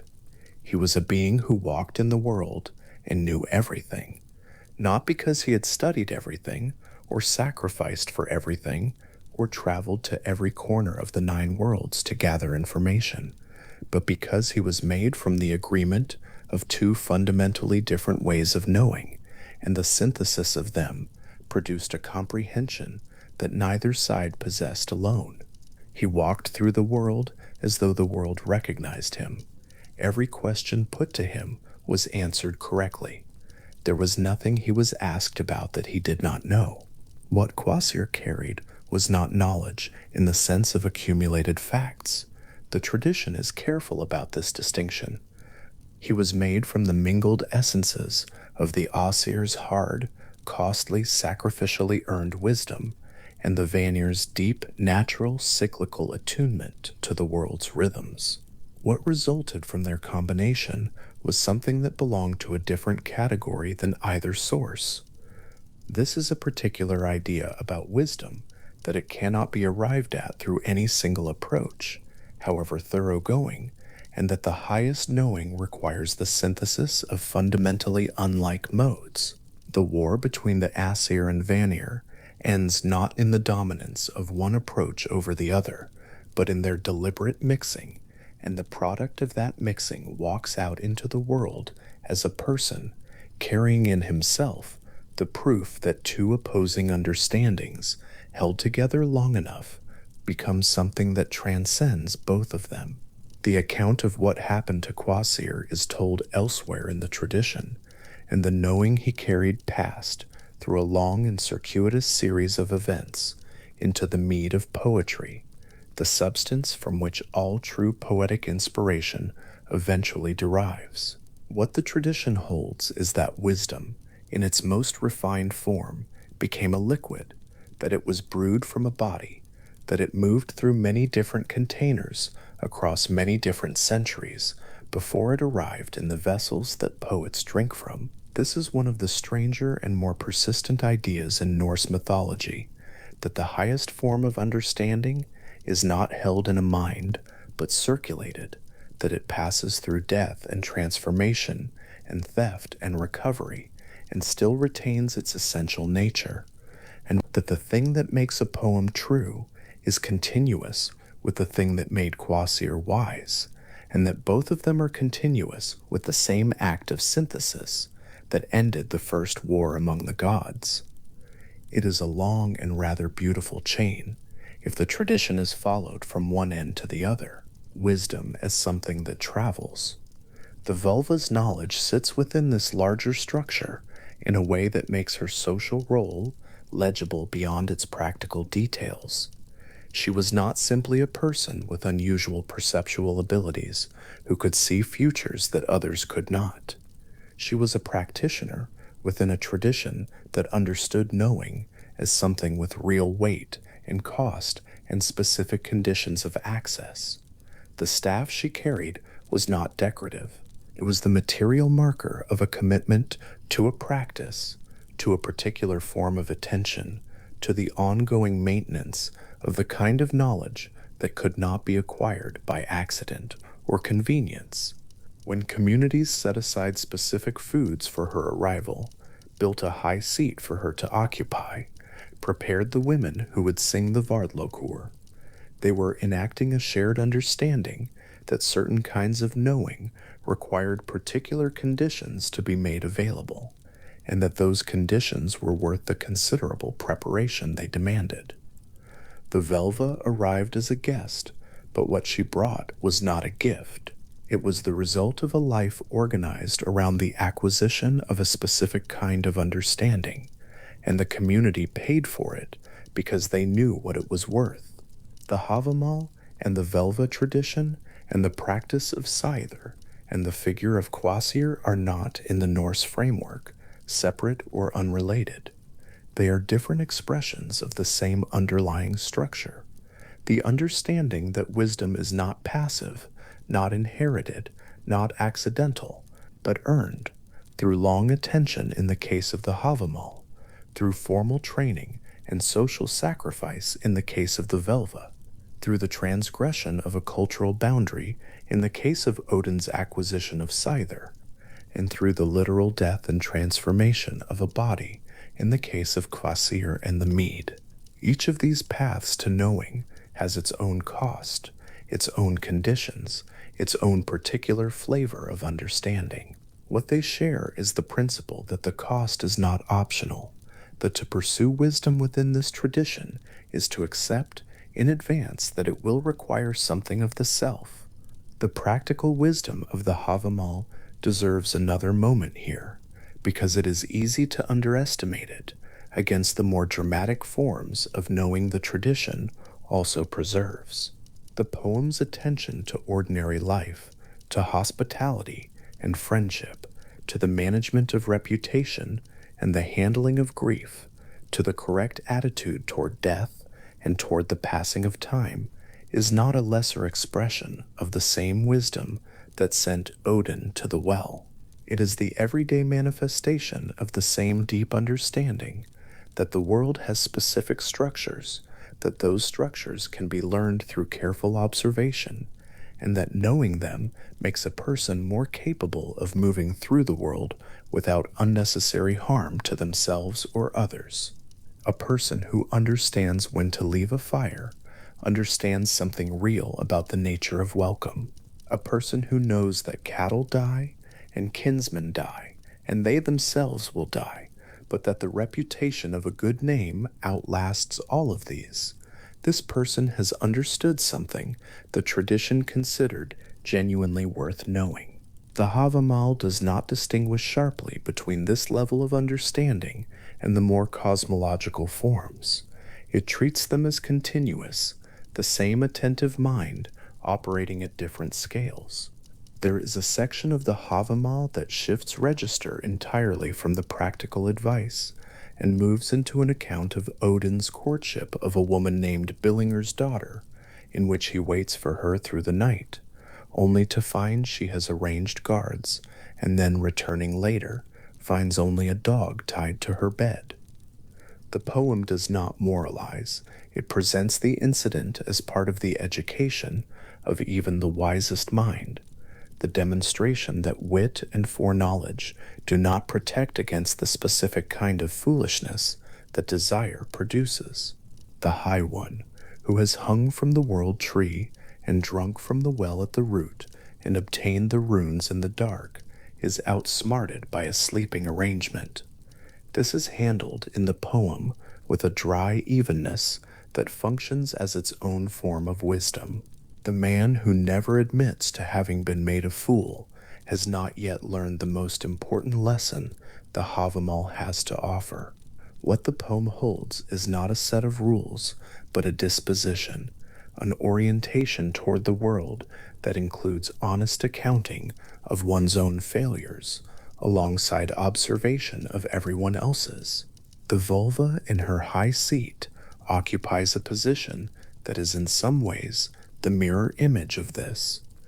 Where the Havamal treats wisdom as horizontal, spread across the surface of ordinary life, accumulated through long lateral attention to everything that happens to a person, the vulva's knowledge is presented as vertical. She descends. She sits in the elevated seat, not to look down on the community, but in the sense of a plumb line hanging straight from a point above into the depth below. Her elevated position is the mark of how deep she is able to go. Scyther in its working involves altered states, a loosening of the ordinary conditions of perception, a willingness to let the self become temporarily unfixed from its usual relationship with time. What she reports from that state is treated as more reliable than ordinary observation, not less. The community that prepared the specific foods and sang the specific songs understood that the unfixing was not a malfunction, but the method, that the knowledge she returned with came from a place that ordinary waking attention could not reach. Freyja, as the originating teacher of Scyther, carries the practice back to the Vanir side of the synthesis that produced Kvasir, and there is a coherence in this that the tradition seems aware of. The Vanir's natural attunement to cycles and seasons is at its deepest expression an attunement to fate, to the underlying rhythms that govern what will happen before it has happened. Scyther is the formalization of that attunement into a teachable practice, a method for accessing what the Vanir know by nature in a way that can be transmitted to practitioners who do not come by it naturally. Freya teaching Odin is therefore not simply one deity passing a skill to another. It is the transmission of an entire mode of knowing, the Vanir mode, the mode of natural attunement, into the hands of someone who has spent his entire existence accumulating wisdom through the opposite approach. The synthesis the tradition identifies as the highest knowing, the synthesis that walked through the world in the body of Kvasir, is being attempted again, here in the education of a single god who has decided that he needs access to both. What Scyther cost Odin socially is worth understanding in terms of what the tradition valued. The transgression involved in a male practitioner of Scyther was not considered trivial. The word ergi carried considerable weight in Old Norse culture. To accuse a man of ergi was a legally recognized insult, something that could be the proximate cause of serious conflict. That Odin practiced Seidr is acknowledged in the sources with something close to equanimity, as though the god's existing relationship to transgression was by this point so well established that the Seidr accusation could be absorbed into his general character without destabilizing it. He already hung from a tree. He already gave his eye to a well. He already acquired the runes by falling into their darkness. The transgression represented by Scyther is consistent with this pattern, is in fact another expression of it. Another instance of Odin choosing access to a form of knowing over the social cost of having sought it by the wrong means. The tradition does not present him as unaware of the cost. It presents him as someone who has concluded, repeatedly and deliberately, that certain forms of understanding are worth whatever social position they require him to surrender. This pattern, the accumulated pattern of costs deliberately accepted in the pursuit of knowing, is what makes Odin's character coherent across the many different things the sources say he is.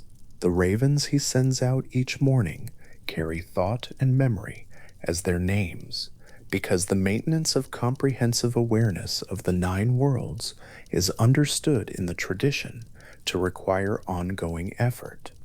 Even for Odin, knowing does not persist without active maintenance. Hugin and Munin must be sent out and must return. They are not decorative attributes of omniscience. They are the practical mechanism by which his awareness of the world is continually renewed. The Havamal's wisdom about careful observation, the observation that produces the advice about doorways and fires, and the danger of overstaying welcome, is continuous with this image of the ravens.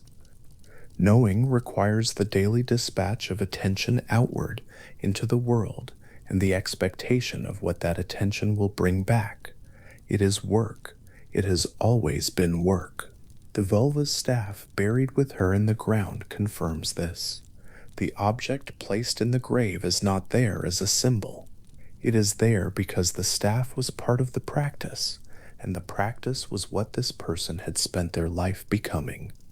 The community that prepared her specific seat and her specific foods and organized the women to sing the specific songs understood that they were not hosting a person with unusual natural gifts.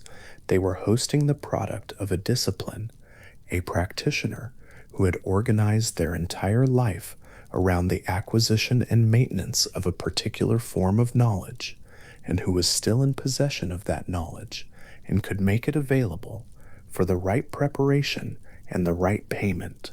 The staff is the mark of the commitment. It goes in the ground because the commitment was not incidental to who this person was.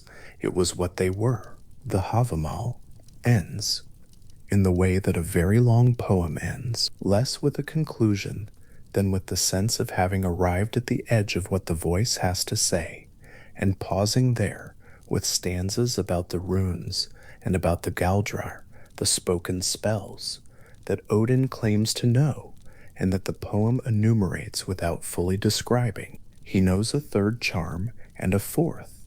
He knows one that blunts the sword of an enemy in mid-flight. He knows one for the trees. This section of the poem is slightly strange in comparison to the practical wisdom of the earlier stanzas, stranger in register, less concerned with the management of hospitality and more concerned with the shape of the hidden world. But the voice is the same even, slightly dry, attentive voice that noticed how many guests a fire can warm is now enumerating what the runes cost to obtain and what can be done with them. The Havamal does not treat these as different subjects. They are different reaches of the same arm, the same orientation toward the world, the same conviction that knowledge is worth having and that having it is never free. Quasir, walking through the world in the days before the mead was brewed, had all of this at once. The Aesir's earned, sacrificial, costly knowing, the Vanir's deep, cyclic, native attunement, the Velva's vertical depth, and the Havamal's lateral breadth, the runes carved in the dark at the base of the tree, and the observation that a person should look carefully through a doorway before entering.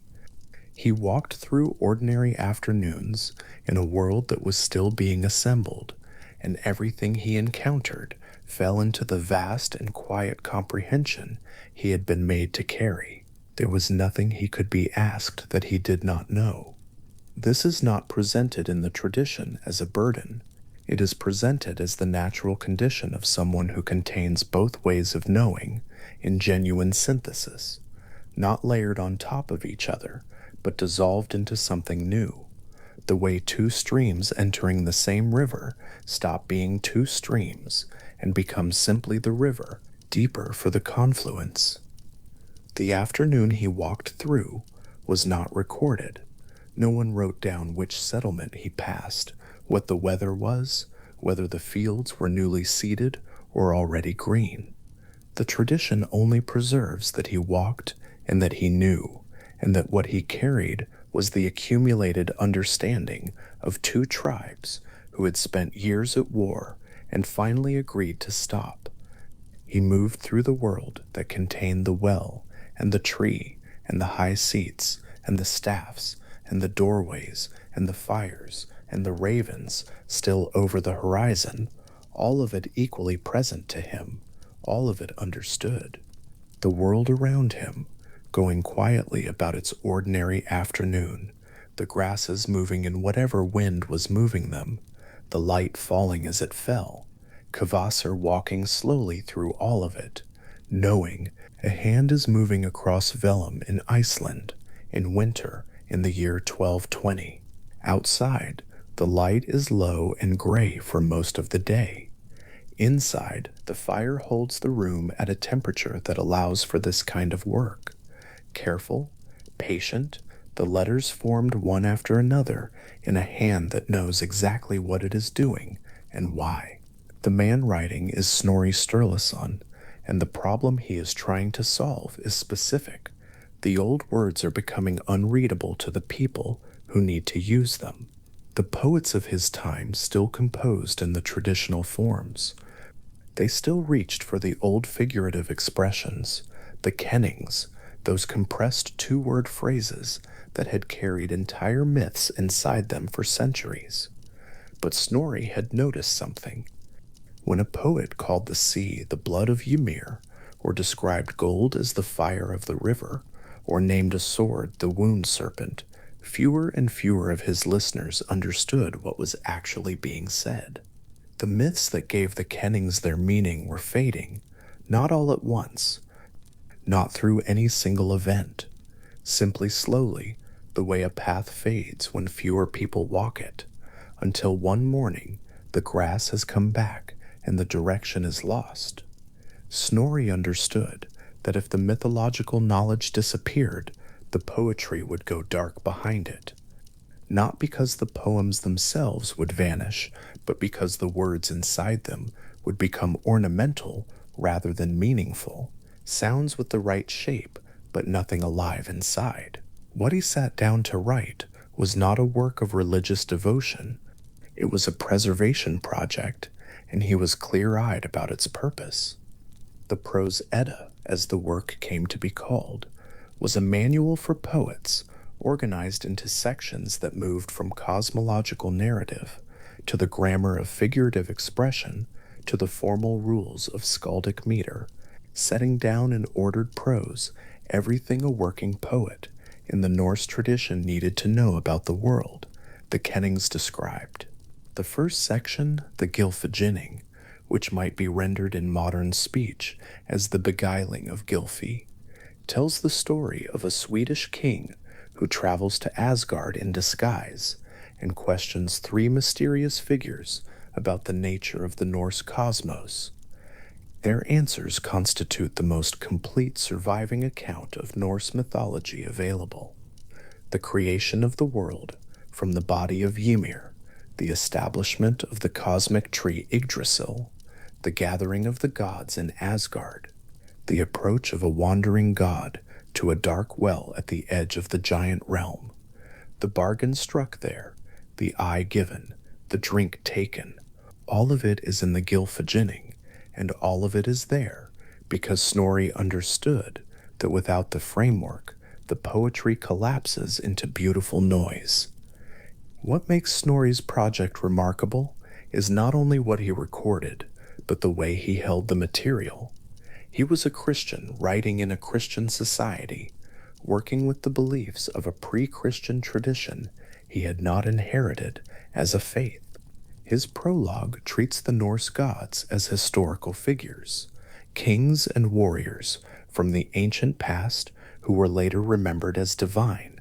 This was, by the conventions of his time, a theologically acceptable way to engage with pagan material. It was also, in its own way, a form of respect, a decision to treat the tradition as worth preserving precisely rather than worth distorting or discarding. Whatever his framing, the stories survived because he wrote them down, and wrote them down carefully, and understood that the precision mattered. The Prose Edda is divided into 4 sections, and the work as Snorri organized it is the most systematized surviving account of Norse mythology in existence. But Snorri was not working in isolation, and he was not working only from memory. He had access to older material, older poems, older traditions, a body of verse that had been circulating in oral and written form for generations. Some of that older material survives in the manuscript known as the Codex Regius, and its survival is, in its own way, as unlikely as any of the stories it contains. The Codex Regius is a manuscript small enough to hold in 2 hands. Its pages are dense with careful script, the letters close together, the vellum used economically. It was written around 1270 CE, and for the centuries that followed, it moved quietly through history without attracting much notice. By the 17th century, it had found its way to Iceland, where it came to the attention of Brynjolfur Svensson, the Bishop of Skalholt, who recognized it in 1643 for what it was, a document that should not exist and somehow did. The bishop sent it to King Frederick III of Denmark, where it entered the royal collection and remained for 3 centuries, a manuscript of Icelandic poetry in a library in Copenhagen, its contents known to scholars, but its physical presence far from the island where it had been made. In 1971, the Codex Regius came home. Iceland negotiated the return of a number of manuscripts from Denmark, and among them was this one, carried back to Reykjavik and placed in the care of the Arni Magnusson Institute, where it remains. The poems inside it include the Völuspá, the great vision of a Volva who speaks of the world's beginning and its ending. They include the Havamal, the sayings attributed to Odin himself, practical and philosophical in equal measure. They include the Grimnismal and the Skirnismal, and dozens of other poems that together constitute the primary textual source for everything that is known about Norse mythology as it was understood by the people who lived inside it. It is worth holding the strangeness of the Codex Regius's survival for a moment.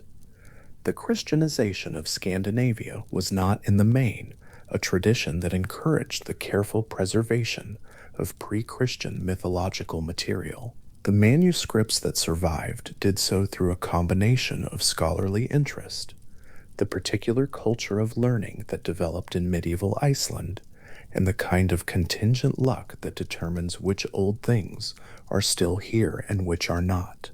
The Codex Regius survived. Its physical journey from Iceland to a bishop's library to a royal collection in Copenhagen and back again across the Atlantic, is, in its own quiet way, as improbable as the content of the poems it carries. The poems inside the Codex Regius are old. How old is a question that scholars continue to discuss. The manuscript itself dates to around 1270 CE, but the poems it contains are generally understood to be older than the manuscript, sometimes considerably older.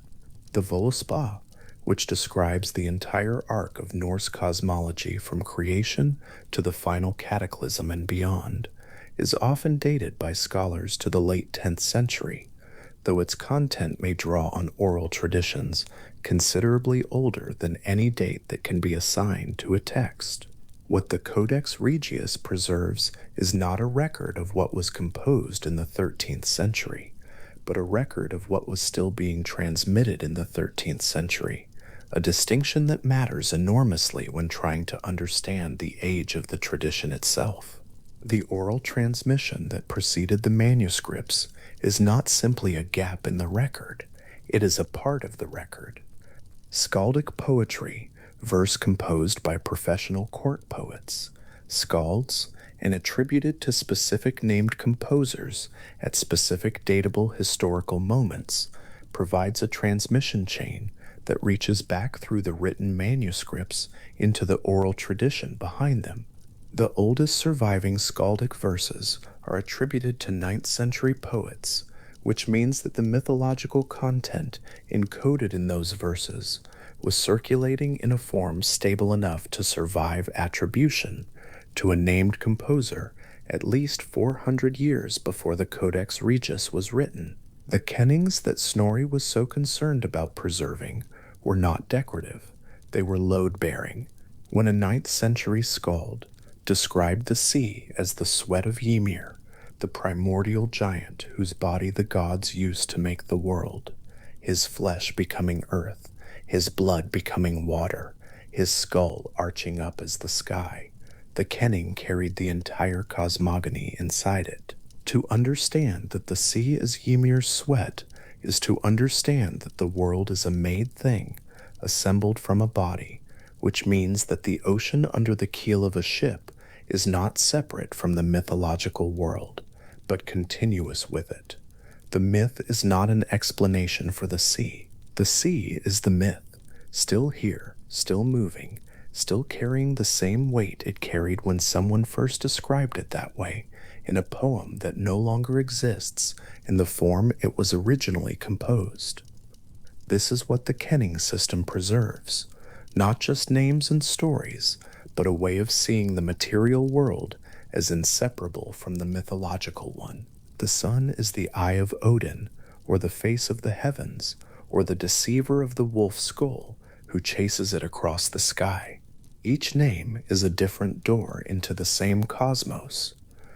The skald who composed a verse, choosing one kenning over another, was not just making an aesthetic choice. They were selecting which aspect of the world's mythological nature to bring forward in this particular moment, for this particular audience, on this particular occasion. The tradition was alive as long as the audience could follow the choice. What the manuscripts preserved then was not the tradition in its living form, but the tradition in the form that made its continuation possible without the community of understanding that had originally sustained it. Snorri knew this. He was writing a guide for people who were at one remove from the world. The poems described. The prose Edda is in a sense a translation, not from one language to another, but from a living cultural context into a form that could survive the loss of that context. That it succeeded is demonstrated by the fact that the kennings are still readable. The myths are still there, behind the words, exactly as dense as they always were. Outside the manuscripts, in material that has no words at all, the same tradition has left other kinds of records. The Roke runestone stands in Östergötland, in Sweden, in a field that has held it for roughly 1,200 years. It is a tall stone, around 4 meters high, and it is covered on all sides with runic inscription, the longest surviving runic text known. A family commissioned it in the 9th century, almost certainly to memorialize a young man who had died, and whoever composed the inscription did not confine themselves to grief. The text moves through references to legendary heroes, to cycles of time, to events in the mythological past, and to figures that scholars have interpreted as connected to Odin and to the Norse framework of cosmic time, the great cycles that begin and begin again, the twilight that comes for the gods, the renewal that follows. The Ruck runestone is not a manuscript. It cannot be shelved or moved or carried across the Atlantic in a diplomatic agreement. It is stone, and it has stayed roughly where the family placed it since the 800s, and the inscription is still legible. That legibility matters in a way that is different from the legibility of the Eddic manuscripts, not because the content is necessarily more important, but because the stone's continued presence at the site where it was made creates a kind of continuity that manuscript transmission cannot quite replicate. The people who commissioned the stone stood in the same field where the stone now stands. The light that falls on the inscription in the morning is the light that fell on the hands that carved it, moving across 1,200 years without particular interruption. What the Ruck runestone demonstrates is that the mythological world recorded in the 13th century manuscripts was not invented in the 13th century.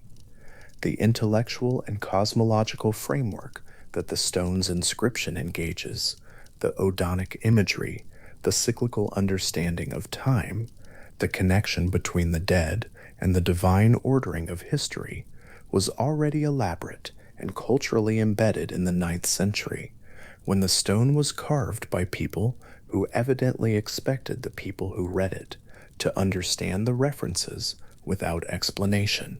The myths were not marginal or specialized knowledge.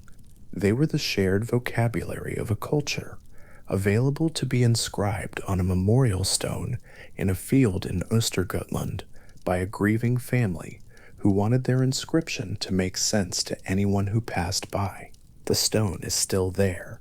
This is for the tradition that cared about wells and what rested in them, a particular kind of staying. The tradition did not only leave words. Across Scandinavia, in bogs and lakes and rivers, and at the edges of springs, objects have been recovered that were placed there deliberately, not lost, not discarded, but given, weapons bent or broken before being deposited, so that they could not be retrieved and used again, jewelry of obvious value, small carved figures, vessels. The deposition of these objects in bodies of water was not random.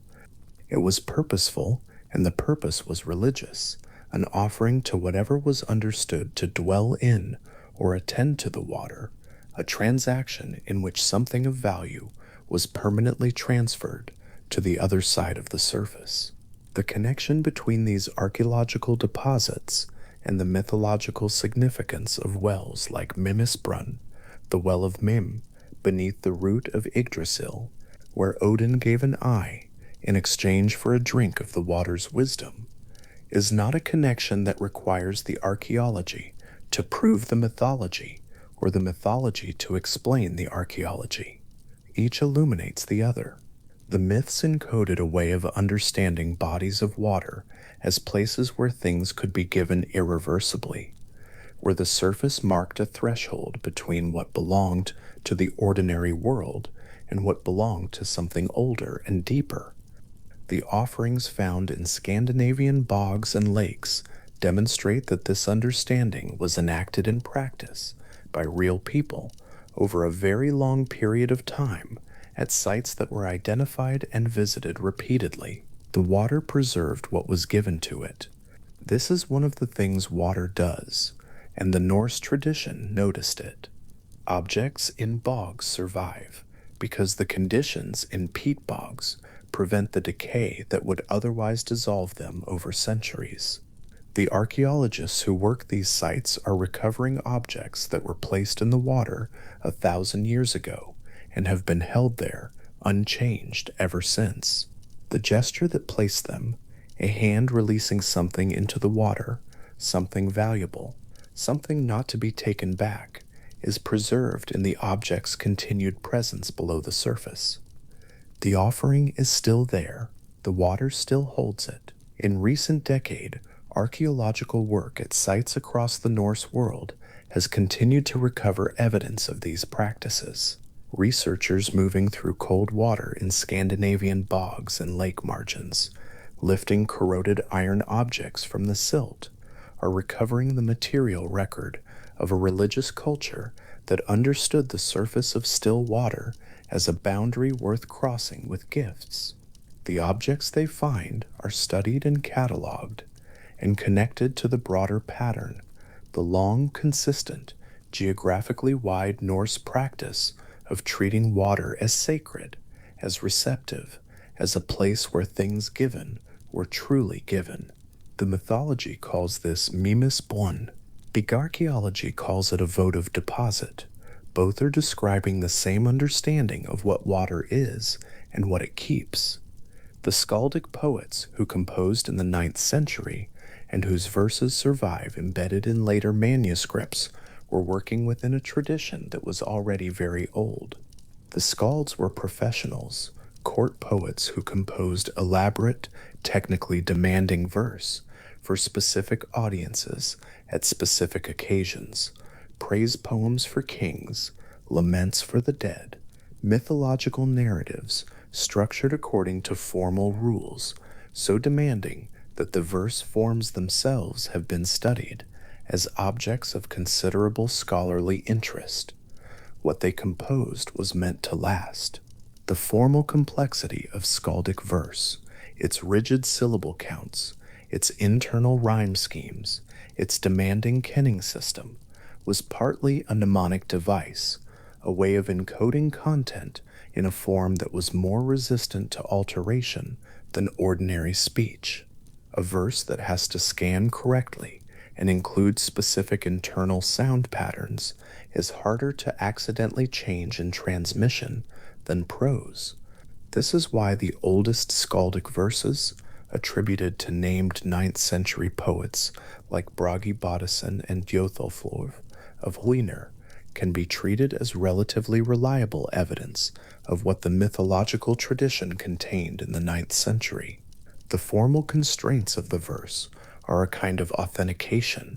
A verse that has been altered significantly will stop scanning, or stop rhyming, or stop fulfilling its formal requirements. The form itself pushes back against corruption. What survives in correct form is a reasonable witness to what was originally composed. From the 9th century skalds, through the writing of the Codex Regius in 1270, through Snorri's systematization of the mythology in 1220, through the bishop's recognition of the manuscript in 1643, through its 3 centuries in a Copenhagen library, through its return to Iceland in 1971, and through the ongoing archaeological work that continues to recover material evidence of Norse religious practice from the water and earth of Scandinavia. The tradition has been in continuous movement, not intact in any simple sense, not unchanged, but continuous, each generation passing something forward in whatever form was available to it, because the material was understood to matter. Snorri mattered. The anonymous poets who composed the Eddic verses mattered. The skalds who embedded kennings in court praise poems mattered. The bishop who recognized the Codex Regius mattered. The Icelandic scholars who negotiated its return from Denmark mattered. The archaeologists in cold water lifting iron from the silt matter now.